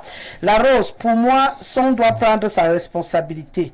Les joueurs comme Toko ou encore Mademoiselle Zambo Larissa ne doivent plus jouer. Pardon. Incroyable. Surtout pour Larissa là, on n'est pas allé dans la belle famille montrer les mèches brésiliennes. Pardon. Ah non, on arrive. Ouais, il faut respirer. Comment il a tout donné? Bonsoir Rosalie. Bon, je vois qu'il a un gros fan club au Cameroun, Zambo Anguissa. Depuis des lustres que j'écris que mademoiselle a un problème avec ses pieds qu'il ne veut pas se voir fouetter, on n'écoute pas. Voilà, maintenant il a ajouté les messes brésiliennes. On est mort. Bonsoir Rosalie, bonsoir à tout le panel. Rosalie, franchement, quand je vois ce qui se passe autour de notre équipe, Fagnon, oh là là. On est déjà là-bas. Ils sont déjà avancés. Et ils attendent seulement l'équipe Fagnon, la grave. Bonsoir, moi c'est Hervé Bessala. Je voudrais savoir ce que vous pensez du match Cameroun de demain. Et aussi, quelle est la situation d'Aboubacar Vincent? Va-t-il jouer? Je prends votre message pour livrer en transition les rencontres à venir dans cette compétition avec l'aide, bien entendu, de ma réalisation. On va sortir de cette première partie pour se pencher justement sur le cas des Lions indomptables. On l'a dit, la deuxième journée a donc démarré ce jour, déjà passé la rencontre Guinée équatoriale et Guinée-Bissau. 4-2, c'était le score. On attend tout à l'heure à 18h Côte d'Ivoire, Nigeria et bien entendu à 21h Ghana, Égypte. Demain, le 19, vous le savez, le Sénégal affronte le Cameroun dans les coups de 18h. Moi, je trie les matchs... les matchs clés que nous attendons tous. Bien sûr, Algérie-Burkina, ce sera le 20, donc mercredi à 15h, Tunisie-Mali à 21h, et puis le Maroc rencontrera la RD Congo. Ce sera jeudi. Ça, c'est pour les top rencontres. Juste pour dire que les autres, c'est pas que c'est pas des rencontres, mais je crois que voilà les rencontres de choc que nous attendons dans cette compétition. Et parlant de rencontres de choc, juste une transition, on s'intéresse à la rencontre Cameroun-Sénégal.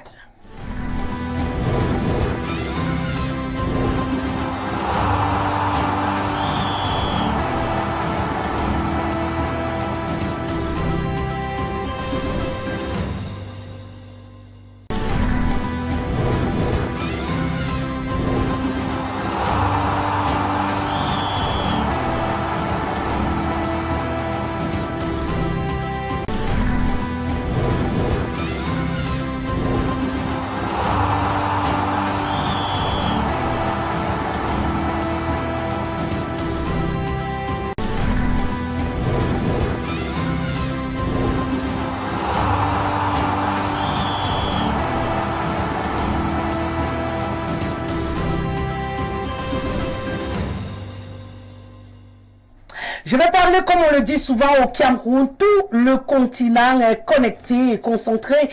Tous les esprits sont mobilisés, les ondes sont renvoyées du côté de la Côte d'Ivoire pour cette rencontre entre le Cameroun et le Sénégal.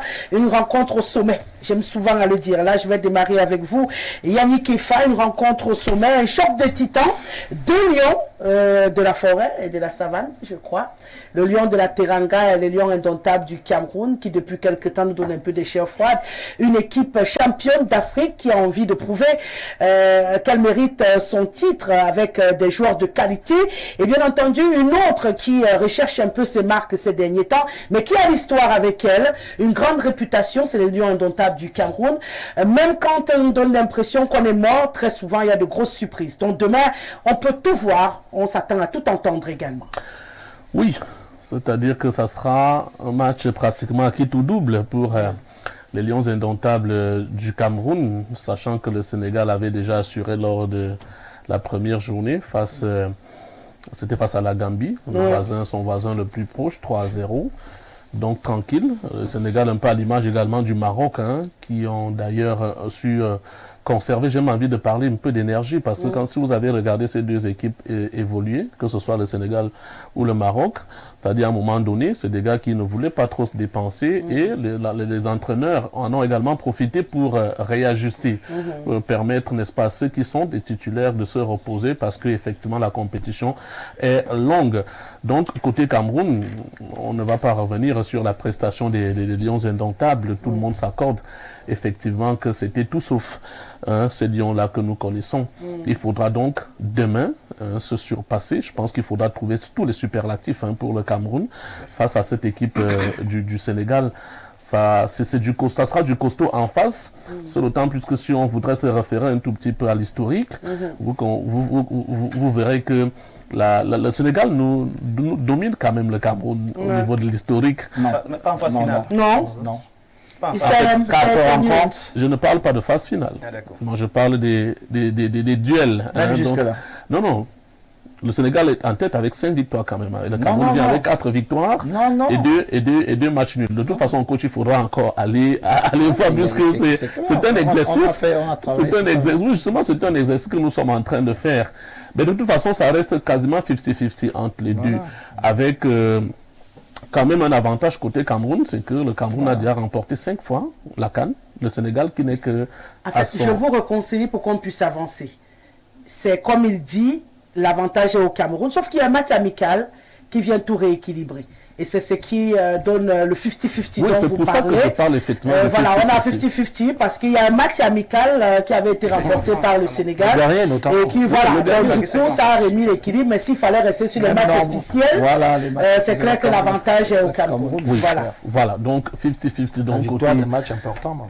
Et c'est peut-être à ce petit niveau-là que ça devrait également se jouer. Le fait, effectivement, que le Cameroun, ça reste le Cameroun et que le Cameroun, c'est quand même 5 fois un champion d'Afrique. Le Sénégal qui n'a remporté son premier titre africain qu'en 2021, c'était au Cameroun, il y a de cela 2 ans. Donc, mais c'est une équipe du Sénégal, un peu comme on disait, on parlait tantôt avec le Mali, qui connaît une certaine évolution, c'est-à-dire de la base au sommet. Donc c'est une équipe prête dans tous les compartiments. Vous verrez que le Sénégal répond présent. Oui, dans tous les compartiments, le Sénégal répond présent. Le Sénégal qui a également un banc de touche qui est quand même là depuis pas mal d'années. Je crois 9 ans aujourd'hui que Aliou Cissé est à la tête de la sélection sénégalaise. Donc vous comprenez, de ce côté également, c'est un atout majeur pour les Lions de la Teranga. En face, si on doit parler maintenant du Cameroun, j'ai dit qu'il faudra qu'on se surpasse.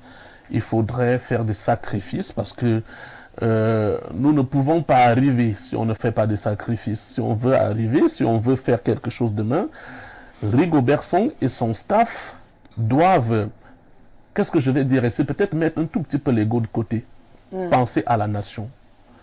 Parce que là, tu penses que jusqu'ici, mettre l'ego en avant? Non, ça peut. Peut-être qu'ils ne savent pas aussi. Par moment, oui. À tort ou à raison. Ça peut être à tort ou à raison. Moi, je voudrais peut-être pas jeter l'anathème là-dessus, mais j'insiste qu'on ne peut pas faire les omelettes sans casser les œufs. C'est ce que eux, ils doivent se mettre dans la tête. C'est-à-dire, on ne peut pas faire les omelettes sans casser les œufs. Le 11 qu'ils ont aligné lors du premier match face à la Guinée, je voudrais d'abord qu'ils l'oublient. Tout le monde. Voilà, il faut qu'il oublie. Il y a des hommes de métier encore quand même dans cette équipe. Pas que quand vous réalisez un reportage, qu'un Camerounais vous dise que celui qui portait tel numéro, il parle d'un lion. Hein. Tout à fait. Celui qui portait tel numéro. Tout à fait. Et c'est triste. Alors, vraiment, on se demande si c'est de l'équipe nationale du Cameroun dont on s'adresse. C'est-à-dire qu'un Camerounais, vous réalisez un reportage, mais il vous dit celui qui portait tel numéro. C'est-à-dire qu'il n'arrive plus, il n'arrive plus à coller les noms sur les visages. Retenu, hein. Beaucoup de look entre les barbes et je dis, les mèches. Il y a encore des hommes de métier dans cette maison, dans cette tanière. Il faudra qu'on puisse faire avec ces hommes-là, c'est-à-dire des qui au moins ont déjà un petit vécu, notamment avec les lions indomptables. Le Sénégal, c'est pas un front de guerre de toute façon. C'est deux nations qui se connaissent, ils ont souvent eu à s'affronter.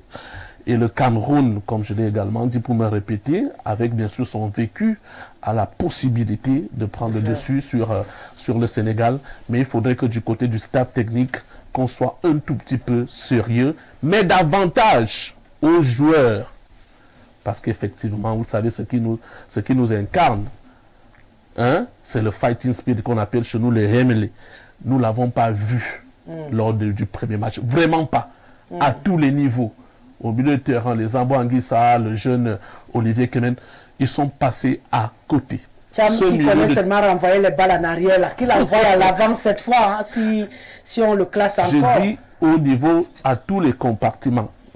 On est peut-être sûr d'une chose que, au niveau des buts, on retrouvera quelqu'un qui pourra donner le ton. En défense, jeu, tout à fait. En parlant de André Onana, qui pourra donner le ton. Je parle de donner le ton. Parce que tout part de là. Il faudra également qu'au niveau donc, de la défense, que ça puisse assurer. Le milieu de terrain doit enchaîner. Il faut quelqu'un qui puisse bien manier le ballon pour le distribuer. De toute façon, Rigobert Song, le manager sélectionneur, doit mettre chaque joueur à son poste. Il a 27 joueurs. Ce n'est pas, n'est-ce pas, une fois en Côte d'Ivoire qu'on se met à faire des expériences. Voilà. Ce n'est pas là-bas qu'on arrive pour expérimenter des choses. Et je pense que ce n'est qu'à partir de là, si jamais nous voyons cela à 1h, plus que 1 heure avant le coup d'envoi demain, nous aurons déjà le 11 entrant. On pourra donc peut-être se frotter les mains ou alors les croiser. Dans quel état d'esprit on va suivre cette rencontre? Rigobert Song Julio est appelé à laisser ses tubes à essai pour cette rencontre-là. Qu'il arrête de tester. Hein. Vraiment qu'il nous sorte une équipe qui va rassurer tous les Camerounais, parce que jusqu'ici, peut-être on va terminer avec le coach tout à l'heure, qui va nous faire une autre lecture. Aboubakar Vincent, ce qui est sûr pour l'instant, c'est encore hypothétique, et hypothéquer sa présence sur la pelouse, ça nous rattrape, comme c'est en train de le rattraper. Il faudrait à un moment donné qu'on sorte le miracle du chapeau. Le miracle est possible demain face au Sénégal, qui est quand même champion. On a beau dire que c'était son premier titre, mais ils sont encore tout galvanisés avec ce titre sur les épaules. Quand tu vas en compétition et que c'est toi qui portes la blouse de roi et la couronne sur la tête, tu te dis quand même que le premier tour doit être du 9 sur 9. Je pense que c'est l'état d'esprit dans lequel on va quand on se continue. Ils ont un retard, je l'ai dit tantôt, le Sénégal. C'est-à-dire, ils savent très bien que les autres sont déjà à 2, 3, 4, le Cameroun est à 5, l'Égypte est pour le moment à 7, c'est le premier pays africain. Donc ils ont également ça en esprit, c'est-à-dire il faut essayer de rattraper ce gap. Quelles sont les cartes en leur possession pour gagner le pion au Cameroun, ou bien on a une chance de jubiler demain? Très belle formulation. Il faudrait premièrement que Rigobert Song laisse ses tubes à essai ce jour dans le vestiaire. Vous savez la grande sympathie que j'ai pour Rigo. On se suit ailleurs. Vous savez que j'adule ce coach, mais à un moment donné, il faut qu'on reste objectif. Alors, Cameroun-Sénégal, il faut dire que c'est un match qui va sérieusement se jouer. Mais avant toute chose, commençons par dire qu'il est nécessaire qu'on change complètement le dispositif du match précédent. Wow. Je m'explique. Là, vous êtes deux déjà sur le On peut tout à fait maintenir quelques choix, mais il faudrait qu'à chaque niveau, qu'on ait un bloc assez solide. En défense, il n'est plus question d'expérimenter.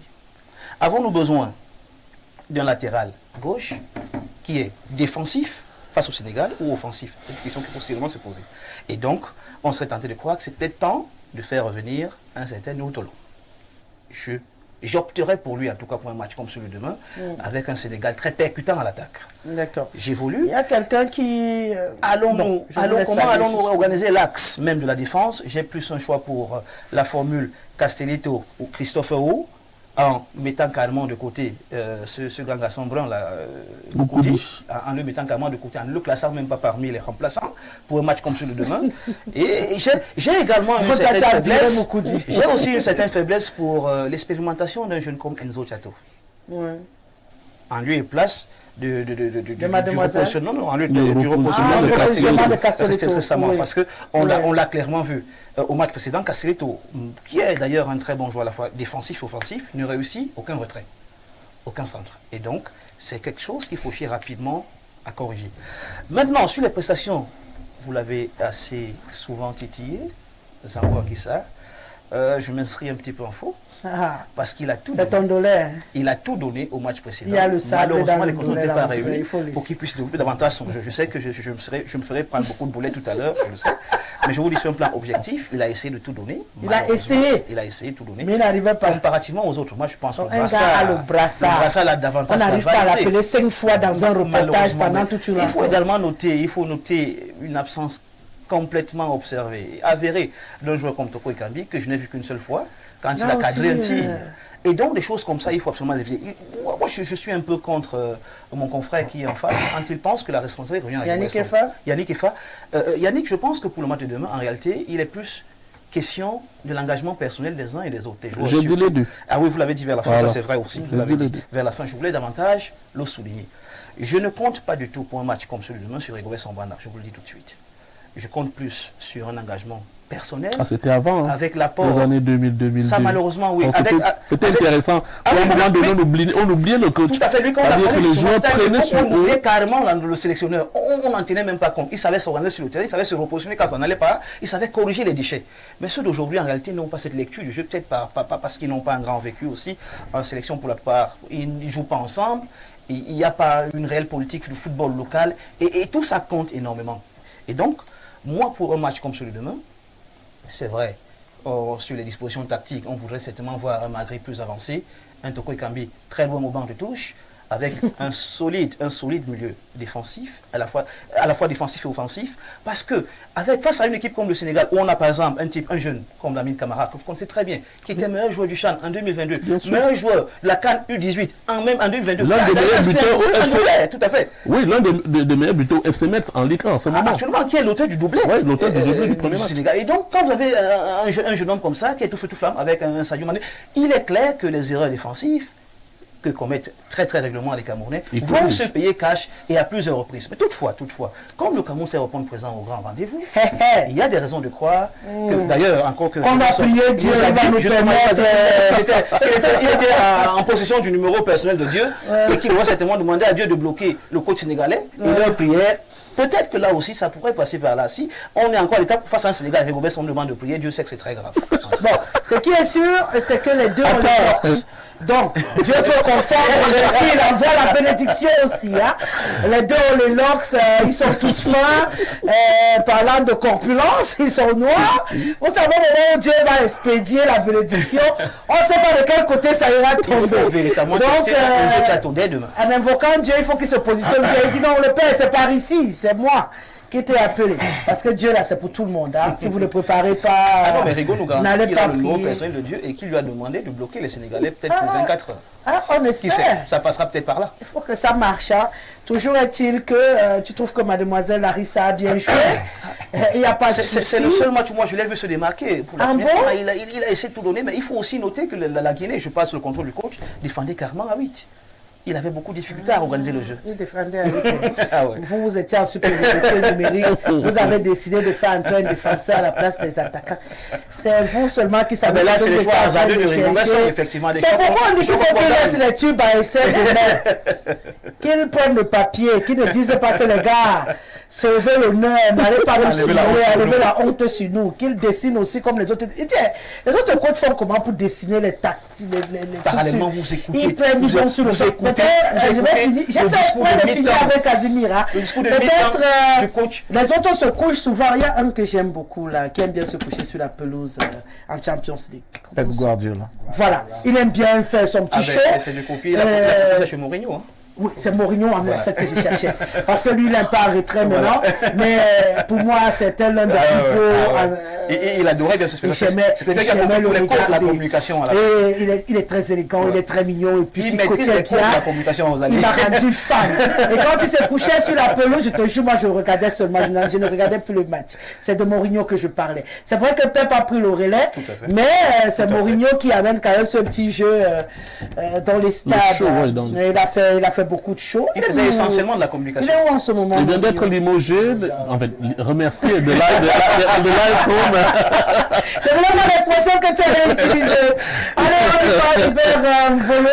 Les Lions indomptables du Cameroun face aux Lions de la Teranga. C'est à 18h demain, heure du Cameroun. Donc 17h heure GMT, en même temps heure en Côte d'Ivoire. Ça va se jouer. Ça va se jouer, mais je vous avoue que j'ai beaucoup de crainte. Beaucoup de crainte parce que... Toi, tu as peur, quoi. Non, écoutez, ce qui s'est passé à la première journée, où moi j'ai foi aux joueurs. Je pense que ces joueurs ont du talent. Parce que pour moi, on ne joue pas en Europe si on n'est pas bon. Tout à fait. Vous comprenez un peu? L'Europe, quel que soit le pays que vous allez prendre, peut-être le niveau d'organisation n'est pas le même, mais le premier élément qui est mis en avant, c'est le professionnalisme. Tout à fait. Donc, quand on amène ces gens à l'équipe nationale, ils doivent tout simplement, pour mieux s'exprimer, trouver également un dispositif professionnel. Et ce dispositif passe aussi par les hommes. Le premier élément que je décris dans notre équipe nationale, c'est le problème de communication. Quand je parle de communication ici, je ne parle pas de conférence de presse. Rigobert a un réel problème de communication. Et ce problème de communication, il le manifeste au banc de touche. Vous savez, quand quelqu'un qui est supposé transmettre à son équipe le fighting spirit, parce qu'en réalité, c'est un héritage, mais c'est aussi une transmission. Moi, je n'ai jamais vu Rigobert fâché parce que quelqu'un a mal fait quelque chose. Mon frère, le gars sort d'un problème avec son cœur. Qu'est-ce que vous voulez au pays là? Il a encore se fâché. S'il gérait les problèmes de santé, qu'on le dise. Non, il s'est fait dans son cœur. Il n'a pas se fâché à un certain degré. Il peut retourner à l'hôpital. Je vous montre donc la communication. C'est-à-dire que Rigobert qui se fâche tenant une bouteille tapant par exemple seul parce que Castelletto a mal fait un coup franc. C'est un message fort. Vous comprenez un peu? Il est toujours là. S'il ne peut pas qu'il lance même les choses, quoi. Par exemple. D'accord. C'est un problème. Et là, il y a un problème de communication. La deuxième chose, c'est au niveau des choix. Parce que le coach Mangué connaît alors se fâcher. Arriver là où il est sur le banc de touche, mais vous n'allez plus le reconnaître. J'ai côtoyé le coach. Moi, j'ai entendu des coachs dire, si tu ne veux pas jouer, tu sors. Oui. Il y en a, j'ai écouté le coach Dieudonné insulter un joueur au stade. Il y a un technicien français, Antonietti, je crois que c'est comme ça qu'il se fait appeler. Antonietti, lui, c'était un spécialiste. Il est un spécialiste, d'ailleurs, il est encore en activité. Il y a un ça, un verre Renard qu'il fait tout le temps. C'est pour ça qu'il gagne, d'ailleurs. Un peu modéré. Ne parvient pas à transmettre ce message, il y a un problème. Moi, j'ai un souci avec ça. Et je dis, Rigobert, dont on connaît, vous me direz par exemple que oui, effectivement, il a des problèmes de santé, dont on a connu agressif au stade, parce que c'était son premier élément caractéristique. On se rappelle encore de ces images. Moi, je l'attendais transmettre cette agressivité aux joueurs. Mais on le voit beaucoup plus danseur avec les joueurs et tout ça. Ce qui est bien, ça fait partie de la vie du groupe. Maintenant, on parle des choix tactiques. Écoutez, même les profanes qui n'ont pas fait une école de formation de coach proposent mieux que lui. Il n'y a que lui qui peut comprendre. Et quand on le dit, on se dit on ne le connaît pas. Mais quand on écoute ceux qui ont fait le foot, dire à Rigobert on ne peut pas comprendre comment tu pars avec 27 joueurs, tu vas avec des doublures qu'on peut expliquer dans la liste. On dit il a 3 latéraux droits, éventuellement. Il a tel. Mais quand tu vas proposer quelque chose, tu proposes en réalité le concret. Moi, j'ai fait un classement, par exemple, sans être coach. Mais j'ai été surpris de voir Magri et Lié. Or, Magri a été essayé en pointe lors de son premier et son deuxième match. Et le deuxième match, si j'ai bonne mémoire, il a marqué. Il a marqué. Sur le prisme de quoi on le met à côté, je ne comprends pas. Il y a que le testé. Et toujours dans la logique de la communication, je l'ai écouté aujourd'hui, il dit, il apprend. Monsieur, on n'apprend plus. On n'apprend pas à ce niveau. Non, mais il va falloir qu'on aille apprendre en Coupe du Monde, qu'on apprenne à la fin, qu'on aille apprendre à un autre cadre. Non, monsieur, on n'apprend plus. On apprend aux entraînements. Donc moi, je dis que demain, l'évidence, c'est que ce sera un match difficile. Difficile parce qu'on a en face un champion d'Afrique qui est resté constant. Je crois que c'est toujours, jusqu'à date, peut-être après le Maroc, la deuxième équipe africaine sur l'échiquier de la FIFA. On a une équipe qui a gagné 3-0 avec de la manière. On a une équipe, et Arcel a bien fait de le rappeler, je crois que c'est Yannick aussi, qui disait que compartiment par compartiment, on voit un dispositif. On a également une équipe en face de nous qui a un coach qui a du vécu. Comprenez un peu? Ce sera difficile. Mais, ce qui est également vrai, c'est toujours votre mais qui finit. Non, on est dans le mais. C'est impossible n'est pas camerounais. Non, moi je ne suis pas dans l'impossibilité n'est pas camerounais. Moi je suis plutôt dans un match de foot dans lequel l'exactitude n'existe pas. La science est inexacte. On a donc de l'autre côté, à côté des égarements, vous voyez que moi je ne tire pas sur les joueurs, je tire sur le coach. À côté donc des égarements du coach, je me dis que il pourra mettre ce qu'il va mettre au stade, mais il s'agit également du parcours de ces jeunes gens.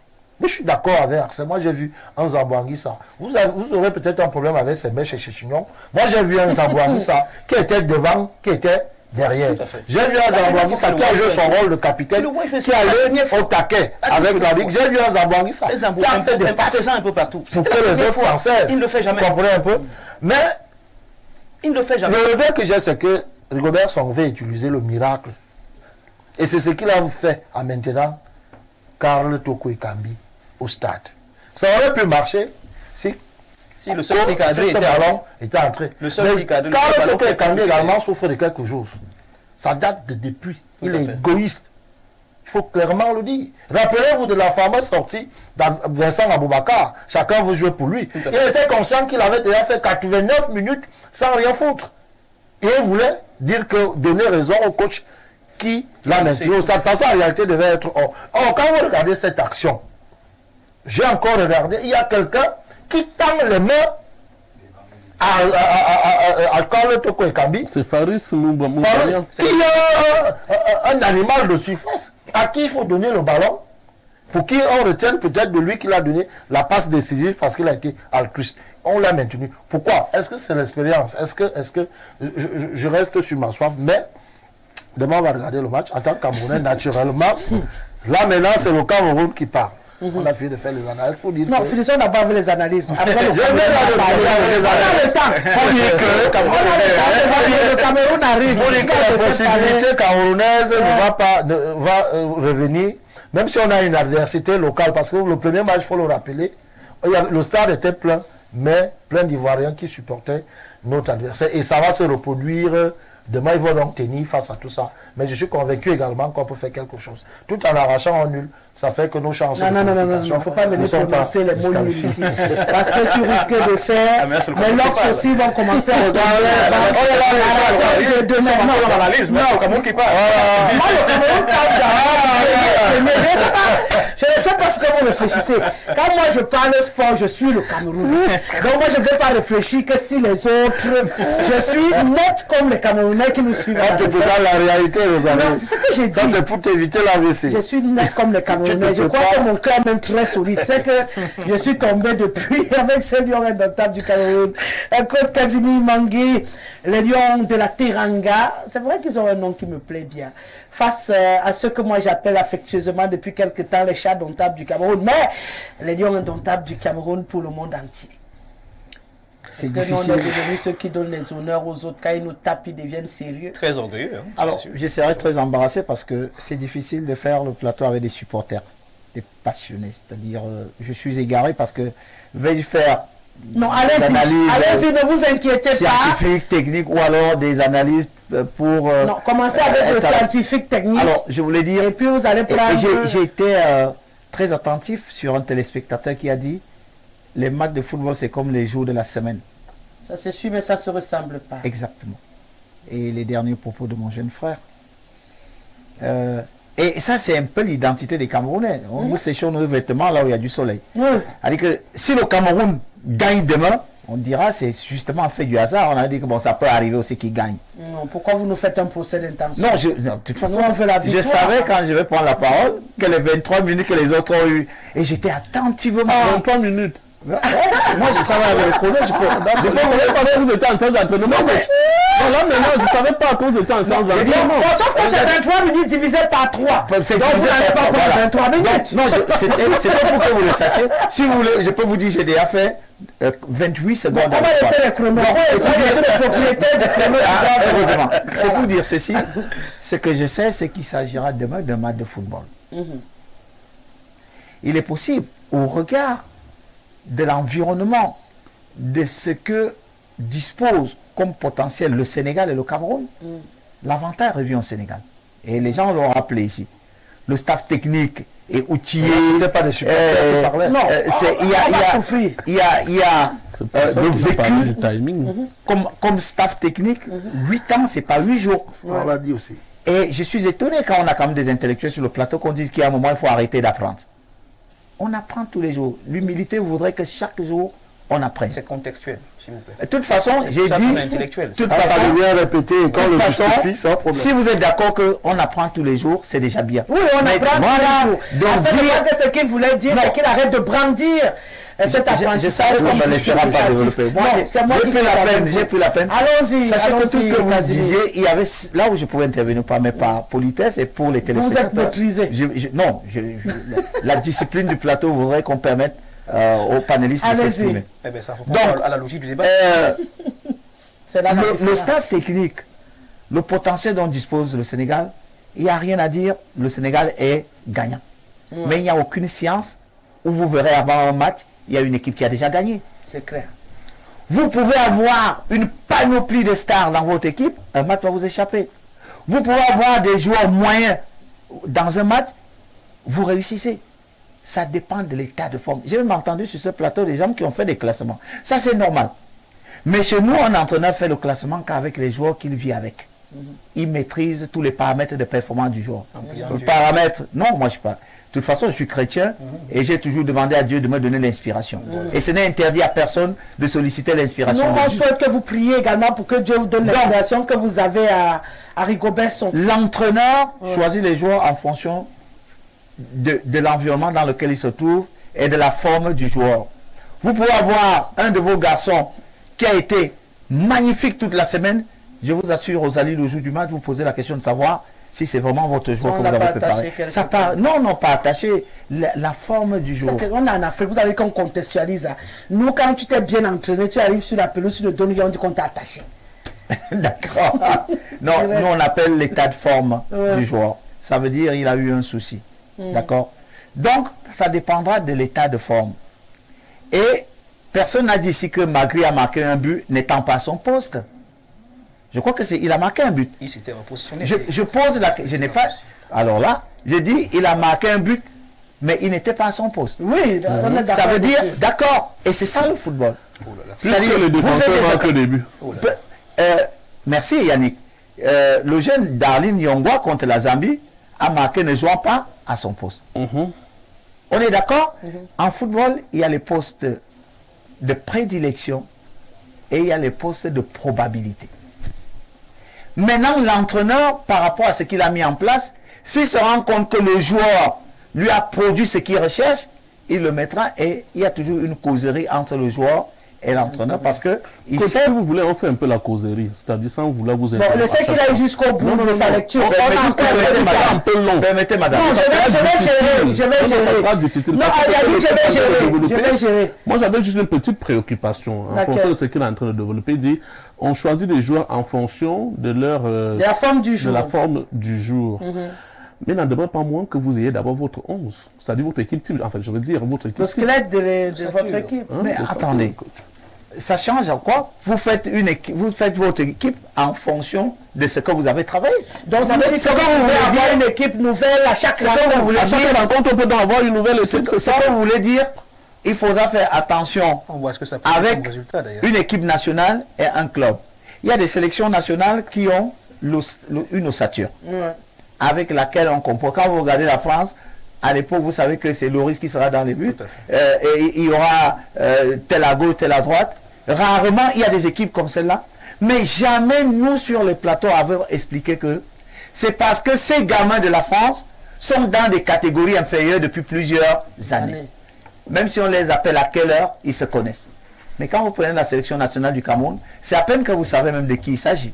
Donc le temps de les mettre en phase, c'est pas possible. L'équipe de... D'ailleurs, les Camerounais aujourd'hui sont capables de vous donner l'équipe du Sénégal que l'équipe du Cameroun elle-même. C'est vrai. Voilà. J'ai réfléchi encore le nom de ça tout à l'heure dans ma tête. Mais j'ai eu du mal à trouver. le seul, dans la sélection nationale, ou 2 ou 3, il y a 3 jours aujourd'hui, quand tu réveilles n'importe quel Camerounais, il va te dire André Onana, France Zamboa, Vincent Aboubakar, Tupomoti. Voyez-vous, à peine.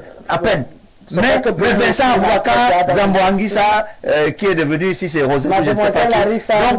Donc, ça, c'est... Or, la réalité aujourd'hui, quand vous regardez l'équipe nationale du Cameroun, elle est composée, l'équipe sénégalaise, elle a un leader par compartiment. On n'est pas un leader avec une compétition. On est leader à la suite de plusieurs compétitions. L'équipe, et c'est pour ça que je disais que l'effectif sénégalais aujourd'hui est favori dans tous les cas. Le Cameroun, on a encore, vous ne savez pas si c'est...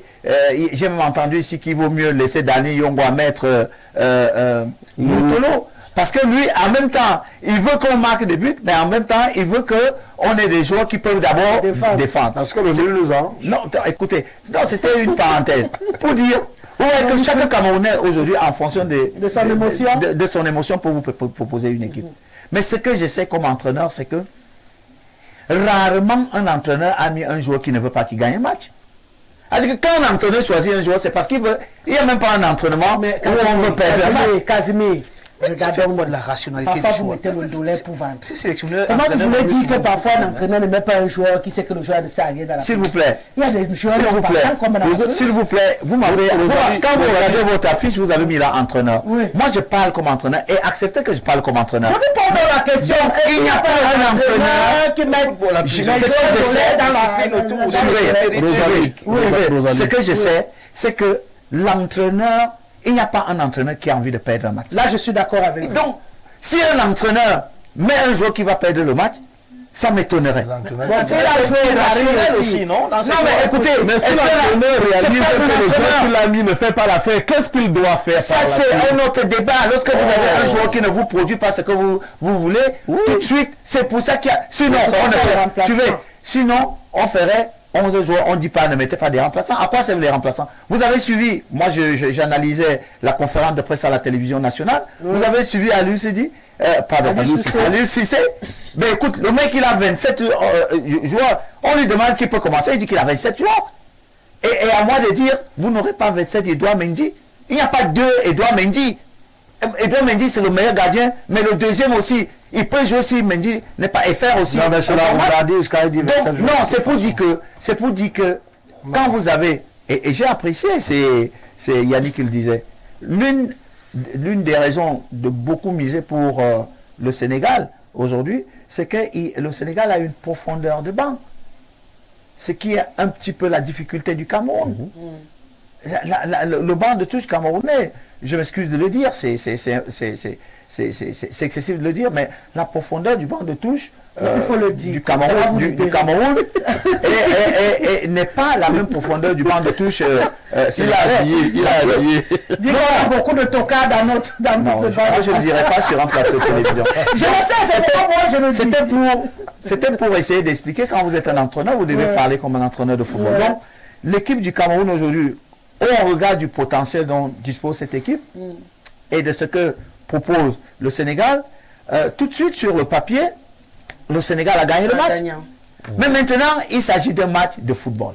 Vous pouvez vous retrouver avec une équipe de joueurs moyens révoltés, déterminés à faire la différence. C'est pour ça que dès qu'il va falloir avoir un état d'esprit et gagner ce match pour ne plus gagner les autres matchs, passer à côté. Donc, ça dépendra de cet état d'esprit des joueurs pour aborder ce match. Je ne voudrais pas déjà croire que le match est plié pour le Sénégal ou pour le Cameroun. Moi, je n'oserais pas le dire. Donc, je ne reviens pas à l'espoir, mais je fais attention à un match de football. D'accord. Parce que les matchs se suivent, mais ne se ressemblent pas. En même temps que les prestations se suivent, mais ne se ressemblent pas. En même temps, j'ai du respect pour le banc. J'entends, c'est vrai, il s'agit du staff technique du Cameroun. Il n'y a pas que Rigobert Song qui est... c'est le pilote. C'est comme le Cameroun, quand ça va mal, on parlait de... Mais on oublie que... On parlait de président Paul Biya. Voilà. Donc, mais je crois que cette équipe du Cameroun, elle a quelque chose que les gens refusent de regarder. Elle est capable de surprendre à n'importe quel moment, en même temps qu'elle est capable de décevoir. Et c'est pour ça que je voudrais imaginer un seul instant que le match contre le Sénégal, c'est pas encore un acquis pour le Sénégal, et ceux qui se réfèrent profondément sur le match amical, c'est comme moi j'appelle pas match amical, le match de préparation. Quand vous faites des vraies analyses, vous vous rendez compte que le gardien camerounais a été sollicité pendant 94 minutes, 2 fois seulement. Donc la domination sénégalaise qu'on a semblé donner, faire croire aux gens, n'est pas celle qui peut faire reculer le Cameroun. On peut avoir une équipe du Cameroun demain. Même si c'est la meilleure équipe, c'est celle qui gagne. Vous l'avez dit à l'entente. Non, écoutez, vous faites un amalgame de... Non, du tout, je précise ce que vous avez dit. Je n'ai pas dit le contraire de ce que on est dans cette... Je n'ai pas dit le contraire. L'amalgame, je n'ai pas dit... Moi, je n'ai pas dit que le Sénégal a gagné le Cameroun. Ce que vous voulez faire croire aux gens, c'est ce que je retire. Le Sénégal n'a pas encore gagné le Cameroun. Et je ne suis pas de ceux qui veulent faire croire que le Cameroun a déjà perdu le match. Maintenant, c'est les forces et les faiblesses. J'arrive à vous. Alors, il chute. Ce que je vais dire. Les forces et les faiblesses. Je n'ai pas envie de chuter. Je n'ai pas de parachute. D'accord. Pour sortir, je crois que c'est un match à grand enjeu. Et je souhaite vivement aux deux équipes que l'enjeu ne prenne pas le jeu, parce que c'est l'équipe qui acceptera le jeu qui fera la différence, et l'équipe qui prendra l'enjeu sera en difficulté. D'accord. Qu'est-ce que vous vouliez rajouter en 1 minute?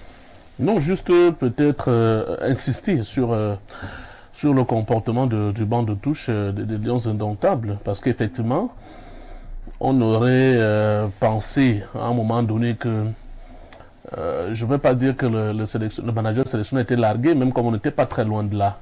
Lorsqu'on a, par exemple, vu les remplacements, parce que c'est quand même curieux que vous êtes à un but partout, vous cherchez à gagner un match, vous appelez Cameroun, vous avez en face la Guinée, et que cette Guinée évolue à 10 contre 11 en infériorité numérique.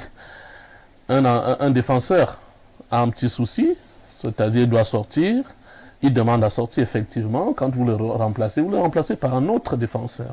Alors du coup, on se demande, qu'est-ce que vous recherchez, vous, en tant qu'entraîneur? Voulez-vous vraiment gagner ce match? Mais vous faites pire. C'est-à-dire que quand vous décidez d'enlever celui-là même qui a permis au Cameroun d'égaliser, vous le remplacez par un autre défenseur. Donc c'est quand même ces curiosités-là qui nous poussent aujourd'hui, effectivement, à vouloir un tout petit peu titiller et de temps en temps tirer sur le coach. À raison. Là, c'est pas à tort de toute façon, mais à raison. Donc, il faudra qu'on évite ces tâtonnements. Avec le Sénégal, on ne tâtonne pas. C'est-à-dire, là, c'est soit on connaît, soit on ne connaît pas. On se rappelle du feu animateur de la FM 94. Soit on connaît, soit on ne connaît pas. Demain, c'est de ça qu'il s'agira. Donc, il faudra véritablement, voyez-vous, je vais prendre le cas d'un joueur. Non, j'ai dit 1 minute. Oui, très rapidement, j'ai utilisé 36 secondes. Non, vous avez déjà utilisé 1 minute. Pour dire. Il y a le cas, 1 minute 35 secondes. Il y a le cas de... Moi, j'ai mon chrono. Moumingama le Brice, voyez-vous. Je veux bien, parce qu'aujourd'hui, si vous regardez ce qui se passe avec lui, c'est que le coach a voulu rester cohérent envers lui-même. Vous savez qu'il n'avait pas convoqué. Non, on va pas ouvrir ce procès. Non, ça ne va pas le temps matériel de c'est une lecture que je suis en train de vous faire que il a voulu rester cohérent. C'est-à-dire qu'il y a un bonhomme qui a dit qu'il ne venait pas. Repêché. Et c'est comme ça qu'on l'a repêché. Donc pour rester cohérent, puisque c'était un atout pour les Lions Indomptables, je le dis haut et fort. Je dis Moumingama est un atout pour les Lions Indomptables.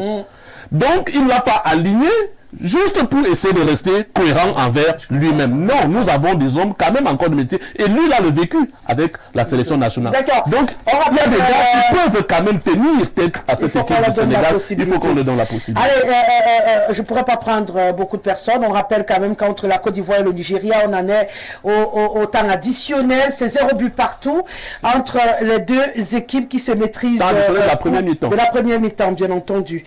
Qui se maîtrisent pour l'instant sur la pelouse. Le grand soir, je suis devant l'écran actuellement. Le thème sur le plan du jeu, le spectacle est au rendez-vous, plus de petites équipes sur le terrain.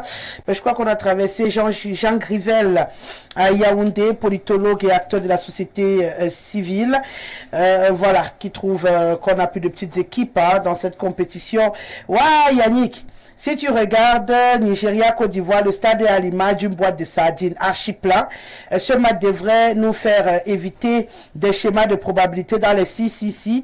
J'exhorterai Rigaud d'éviter des rigolades de positionnement sur l'aire de jeu. Le staff technique devrait magnifier la collaboration et sincérité à regarder ce dernier match amical afin de mieux contrer les individualités et le dispositif sénégalais. Rosalie, demain, Dieu portera quel maillot sur son maillot?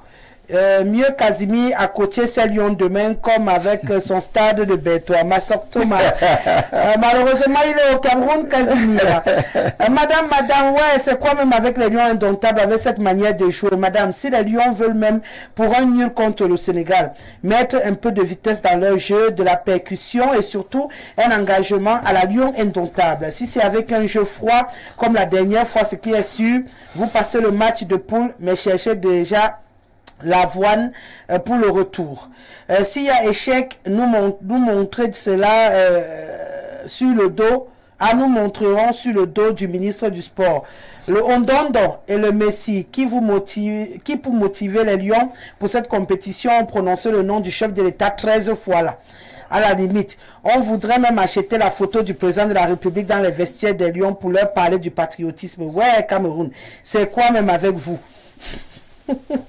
C'est Paul depuis Ouagadougou qui revient, un grand supporter du Cameroun très souvent avec ses interventions, mais qui trouve qu'il faut faire. Hello sister, Rosalie, thank you for this program.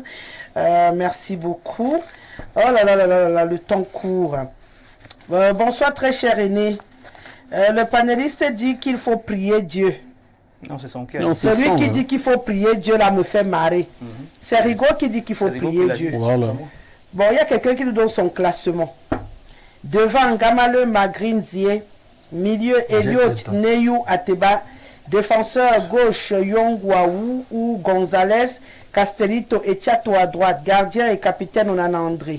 Mokoudi dehors et que monsieur Mangue nous laisse faire nos classements. Non, au Cameroun, on fait le classement. Si le coach ne s'y connaît pas là-bas, on lui fait des propositions. Même les journalistes sur InfoSport donnent souvent les propositions probables de l'équipe de France. Donc nous, on fait nos classements, coach. C'est Jean-Christ. On nous tire dessus. Jean-Christ, on va seulement faire nos classements. Donc tous les coachs disent ce qu'ils veulent. Ils vont faire nos classements. Il n'est interdit à personne de faire le classement de son équipe. Mais quand vous ne tenez pas votre équipe, vous ne pouvez pas faire. Je ne vais pas faire le classement d'Info TV. Non, les Lions indomptables, c'est notre équipe. C'est clair. C'est que c'est l'équipe de et vous avez choisi quelqu'un pour faire à votre place. Non, probablement s'inquiéter de notre choix. Mais je crois que le plus intéressant, c'est qu'il fallait certainement dire dans quel état d'esprit doivent jouer les Lions. Bien sûr. On s'en rappelle le pronostic, si vous voulez bien. Cameroun, Sénégal. Ah oui, je rappelle aux téléspectateurs que comme d'habitude, vous avez le droit de pronostiquer jusqu'à la mi-temps. Et bien entendu, on aura l'occasion de revenir sur les gagnants lundi dans le cadre de cette émission. Alors... Je dois donner un pronostic. Oui, mais je ne suis pas trop fort dans cet exercice. J'adore, je sais. Allez, on y va. Je ne suis pas très fort, sincèrement, dans cet exercice. Personne n'est fort. Allez. Voilà, tout ce que je vais demander. Non, on fait un score. Le score? Oui. Aïe. Oui. C'est difficile, allez, sincèrement. C'est-à-dire Sénégal, Cameroun, Cameroun, oui. Sénégal. Oui. Le score demain. Demain. Ouais. Bon, disons quand même, allez, pour se risquer, que le Cameroun va quand même gagner par 2 buts contre 1 parce que malheureusement, on encaisse toujours. Voilà, c'est le Cameroun qui gagne. J'ai failli mettre le Sénégal. Non. Je ne peux pas quand même souhaiter que le Sénégal gagne.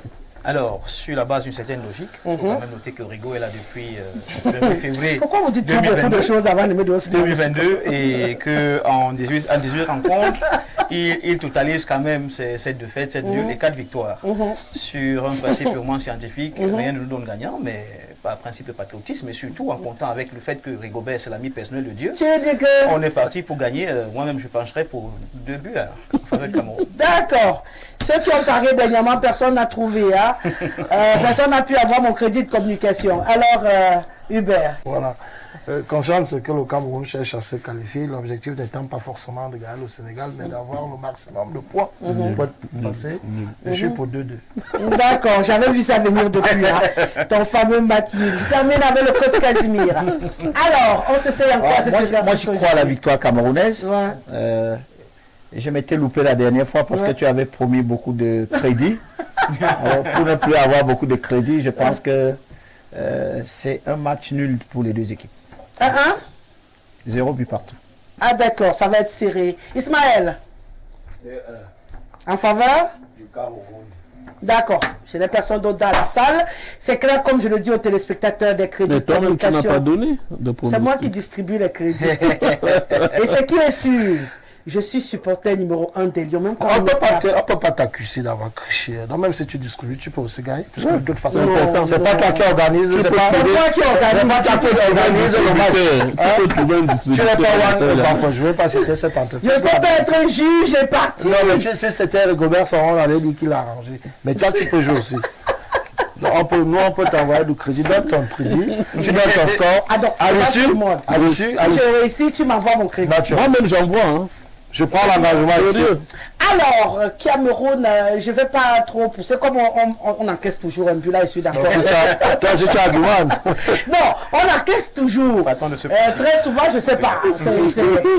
Monsieur un but sera sûrement dans les goals. Donc, il faut d'abord qu'il prenne son but avant de pouvoir faire le reste. Ça fait déjà un but pour le Sénégal. Oui, ça fait déjà un but pour le Sénégal. On va s'accrocher. Donc, c'est vrai que j'aurais tendance à aller vers ton score de 1 but partout. Oui, lui, il a dit 2-2. Donc, si tu as 1-1, c'est déjà différent. Oui, 0-0. Je passe sur le 1-1, mais en croisant un peu les doigts. Non, c'est validé. Non, je sais, mais je dis dans mon cœur quand même qu'il faille qu'on gagne. Allez, merci beaucoup à vous quatre d'avoir été là pour analyser cette avant-rencontre avec nous. Je ne serai pas là demain, vous l'avez compris. Je vous souhaite de passer une très belle émission. Et nous, on se retrouvera lundi. On va débriefer, bien entendu, cette rencontre entre le Cameroun et le Sénégal. Merci Ismaël, merci Célestin, merci Benvas, merci Jean-Martin Kemfak, merci Kajak Bitiebia. Quant à moi, je vous dis très très bon week-end. À très très vite. Au revoir.